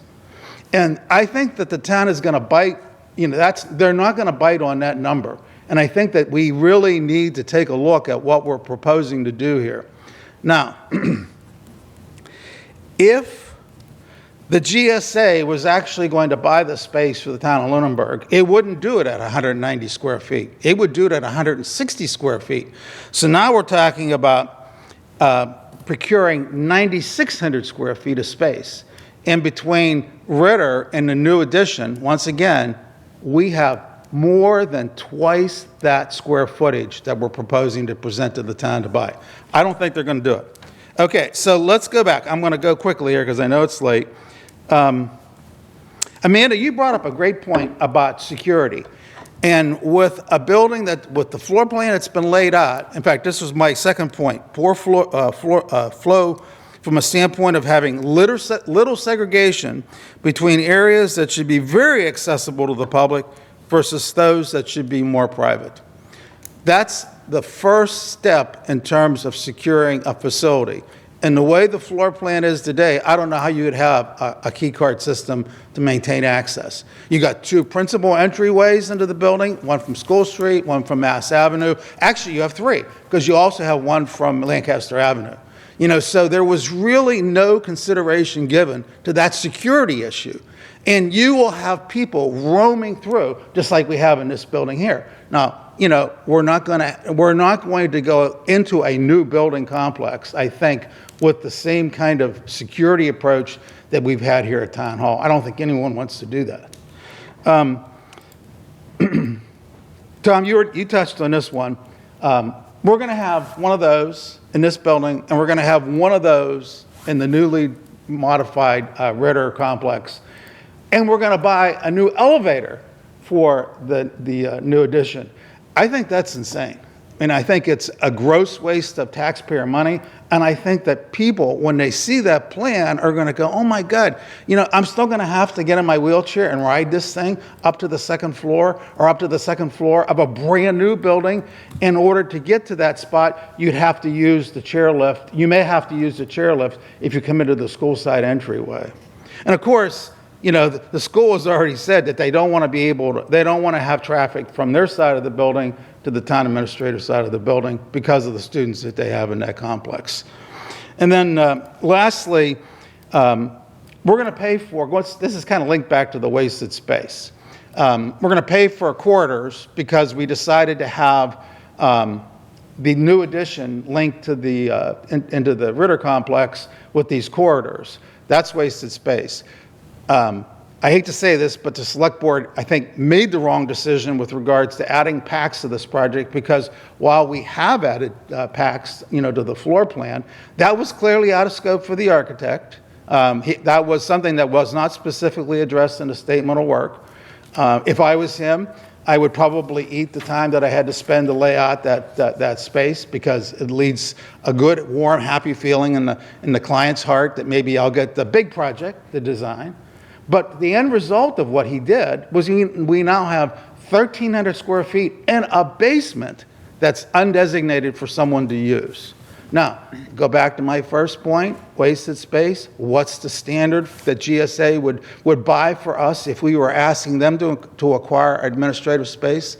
These are all things that I think town voters will listen to, and I think the town voters will respond to, and the end result will be we'll have another year where our town has to operate in a very inefficient manner. We'll have a brand new town manager who will have to deal with a staff that's spread out and split up in a way that doesn't lead to good, efficient operations for her. All right, so the last thing I'm going to say is I don't think that the building will work well for the town of Lunenburg. You can present it. You can put it as a warrant for the town to consider, and they'll make the final decision for you. If it turns out that the town doesn't support this, then we're going to have to live with those consequences for another year or year and a half, or maybe even 2 years. So that's my 2 cents. And hopefully you'll take my comments, once again, not from a standpoint of being argumentative or disagreeable with what the process has been, but I think that my comments are valid, and I would hope that you all would take the opportunity to look at this project. It looks pretty on paper, there's some nice things, and I don't debate that. I don't disagree with that. But I think that there's some serious project flaws that have to be addressed for you to get the support from the citizens of the town of Lunenburg. So that's my 2 cents. Thank you, Mr. Scolambrini. Right. Any other public comments? Yep. Hello? Hold on one second, Mr. Passios. We have some more in the room. Oh, okay. No problem. Good evening, Glenn McLeod, 436 Reservoir Road. Overall, I would echo the sentiment of Mr. Scolambrini. In fact, I have watched all the meetings, and I commented that I thought he had his thumb on the pulse of this project. Many different reasons. I understand the points he's making, but overall, I have other issues. But tonight, I think I'll just focus on one, and to hear a lot of conversation about PAC, and I was reassured and comforted by the fact that everybody had agreement that they are in fact they are in fact a town department and deserve to be treated as such. And I totally agree. I would categorize them as critical, particularly when it comes to their content coverage. I have benefited personally from all the coverage. I, believe it or not, watch most, if not all, government meetings. And it's through their hard work and diligence that I'm able to do that and stay engaged with government, as frustrating as that is. I suspect you guys know. But what the question, what I would like, and not tonight, but through the future meetings, what I'd like to hear is more discussion about the minutia of PAC. Again, recognizing the importance, the critical aspect of their content coverage. And what I'd like to hear more about is their content creation and what impact that aspect of their service has on the overall cost of this project. Meaning, specifically the basement, the 11-foot ceiling, and again, that's in a basement, as I talked about the excavation and support of the excavation, it just sounds to me as expensive. So I would like just to hear more discussions on that issue. And could the studio be moved elsewhere? Could the studio itself be used? Could they, for at least the time being, could they use just the studio of Leominster or any other surrounding town? And particularly in this day and age where a lot of people, allegedly make, pretty significant incomes off, their phone, standing in the street or anywhere else, sitting at the desk in their office doing a podcast. There's a lot of content creation out there from the user end of things, pretty simple. So that's just something I'd like to hear more discussion of. And obviously, PAC takes their mission very serious, and I do appreciate that. Thank you very much. Thank you, Mr. McLeod. Mrs. Lockwood.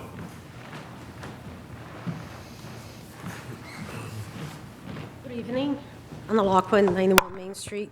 I'm always shorter than everybody else. There we go. So we heard the presentation today from the architects, and I followed all the meetings. I've watched it. I participated in a few, and the presentation that you had today was a result of a group working together from the past 2+ years. I know they had kind of paused a little bit during, there were different things, but they've been working since October. In that group, we have an engineer, Greg, and who was part of the school building committee, design and development. So the result of what we saw was the result of the work of that group. So I urge everyone, to hear that group as a group as to their concerns, what they like, where they don't like it. When things are brought up about the school, the chair of the school committee is part of that group. And this plan was taken back to the school committee and was, given feedback, and they're living with this project. In terms of cost, in 2011 or 12, when we approved the new high school, that was, I believe, a $65 million project that we funded. This project, 12 or 14 years later, is less than a third of that. And meanwhile, we are taking care of 2 historical buildings that the town deeply cares about it and maintaining it and setting up for the future. The last thing that I'll mention, Mr. Peter Beermore, at the last meeting of the school committee that they had where they discussed this plan, he phrased it really well, and I think this is something we need to keep in mind. He said, this is not going to be a perfect solution, but the alternative solution is to keep doing it the way we are doing it in a building that is imploding. So there is no perfect solution here. Where we are going to land is going to be imperfect. Hopefully it will be better than a whole, but today it won't be perfect. And then he added, because we had the perfect solution a few years back with the presentation, I think it was in the 2019 town meeting, that came to revamp TC Passios with every community need, every way we wanted for $32 million, and that was even based on the schematic design, and the town balked from that. So we balked from the $32 million, and now we are coming, 5 years later with a $23 million project that actually addresses 2 existing buildings and builds a new one. So I think before we see get too focused on what's not perfect. I understand Mr. Scalabrini suggested all the comments that he made here today are comments he has made in every other meeting of the group that has invited him in. And as a group, they didn't address or they took some of his information. But we got to value the work of the group. So I ask for you all to keep your minds open and remember that, remember Mr. Peter Beermore's comment, that we gotta find a way to move forward. It's been too long. TCP building, I'm not sure if this is a number that has been circulated well, but for the past 14 years, close to 14 years, I think it closed as a school in 2011, the town has been spending close to $100,000 to keep that building running. Like, that's $1 million that we have just wasted, that, the schools have been using, but they've been using a very small part of it. And, so we really need to find a solution and stop wasting money, and waiting another year is not a good solution. I hope you all will get behind this project that very distinct group of citizens have been working on for a long time. Thank you. All right, any other public comments in the room? All right, Mr. Passios. Thank you, Mr. Chair. Dave Passios, formerly of Whiting Street, Lunenburg. We can't really hear you, FYI. Yeah. Not sure why the volume's down all of a sudden. Can you hear me now? Yep. Yeah, it might be an internet issue. Please let me know if you can't hear me. Dave Passios, formerly of 56 Whiting Street. The previous speaker actually was a great segue into what I'd like to say right now. As a member of the TC Passios Redesign Committee a number of years ago, as she mentioned, we came up with a project that was well vetted. It was not renovation of the building, it was a tear down and a complete rebuild. And it came in at a number that was escalated by a percentage rather than cold hard numbers. So I'll just leave that alone for now. I think that project should have flown and we'd be in that building right now. The wild card through this whole process has been the school department. We have to have this, or we can't do this there, and we can't move our programs back into the schools. Well, Mr. Jeffries did mention this evening that the school committee voted in this past week to relocate all of their operations within TC Passios to the Turkey Hill Elementary School. All of a sudden, they can do it. But for all these years, they've said, oh, no, we got to have this space and that space. And, this project would be a totally different project if the school district had not been demanding space and saying they can't do what they're doing now and through the next year or so. I honestly feel that if the town goes back to its original plan way back when with the first building reuse committee to just co-locate town offices in a single building, which they came up with back then a $4 million number to accomplish that in one wing of TC Passios, and we weren't tangled up with all this other stuff, we'd be way far ahead from where we are now. Anyway, the tax impact on this is not going to affect me, but I want the taxpayers to start calculating what their individual impacts are going to be depending on what this number ends up at, whether it's 18, 20, 22, or 25 million.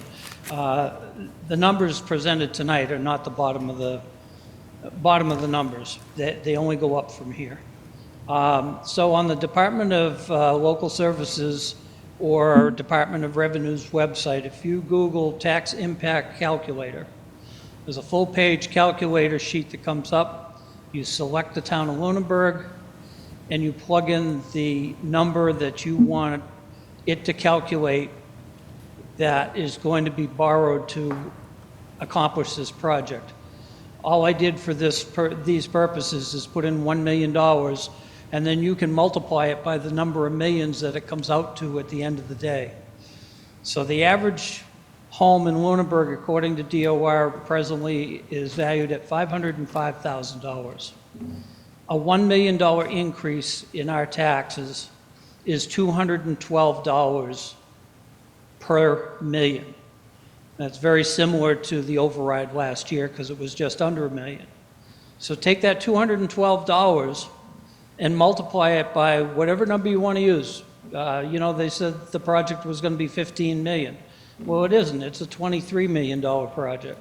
So just giving you those numbers, and I'm sure it will be made available in visual form in the future.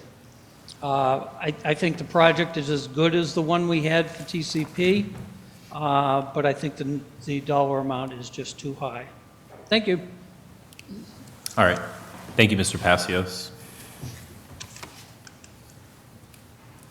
All right. Seeing no more public comment, is there a motion to adjourn? I have a public comment from the board. Oh, my apologies. Yep, public comment from the board. We had so many, I forgot all about that. Go ahead.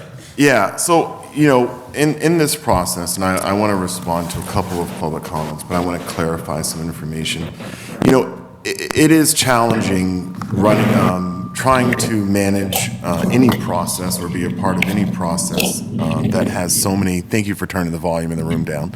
I'll have to speak louder now. All right. It is always challenging to manage a process with so many stakeholders. In this case, stakeholders are every single town department that currently operates in Town Hall and in the Ritter Building. But I want to offer my unfiltered opinions on a couple of things. So number one is the location of the building. And I just want to react to a couple of things that were said. This board, previous iteration of it, authorized what was the TAP-A study to look into how do we get to the position that we're in today.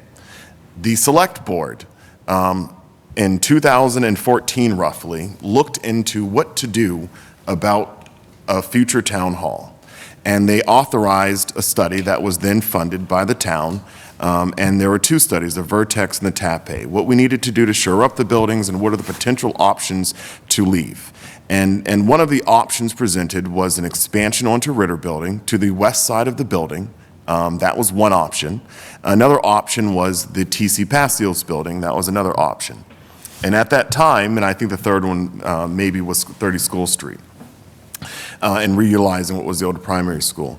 That is what started these iterations of things, was the board getting funding approved by the voters and charge approved by the voters to look into where to move to. And I think that history is important.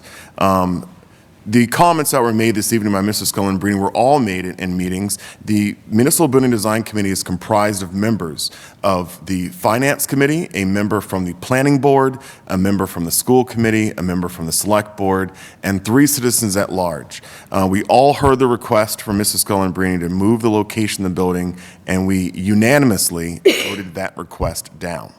I think that when boards are exposed to information and make decisions, that we build upon decisions that other people made. This board made a decision at some point in time to formulate these kinds of committees. Other people serve on these committees. Decisions get made along the way, and they keep getting made along the way.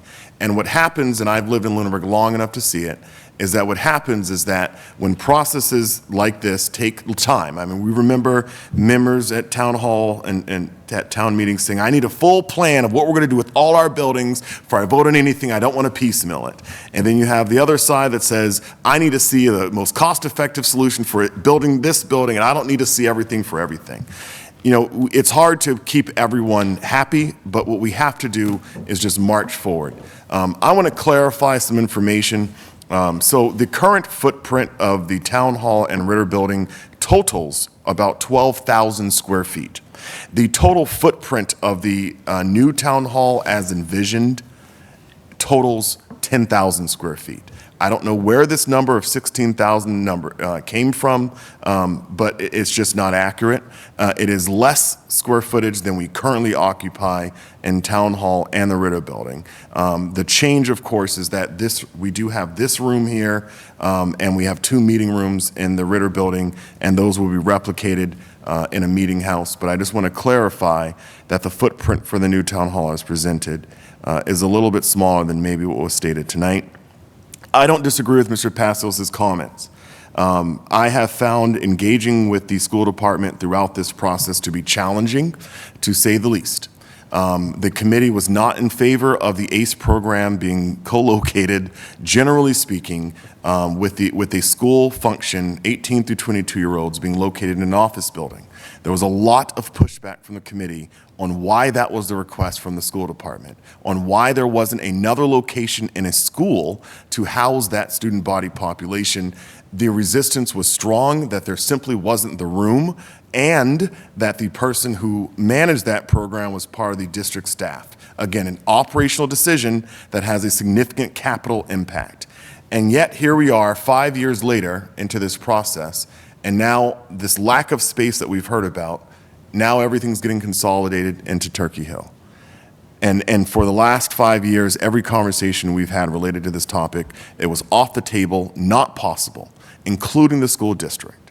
The school department had the most significant requests in this process.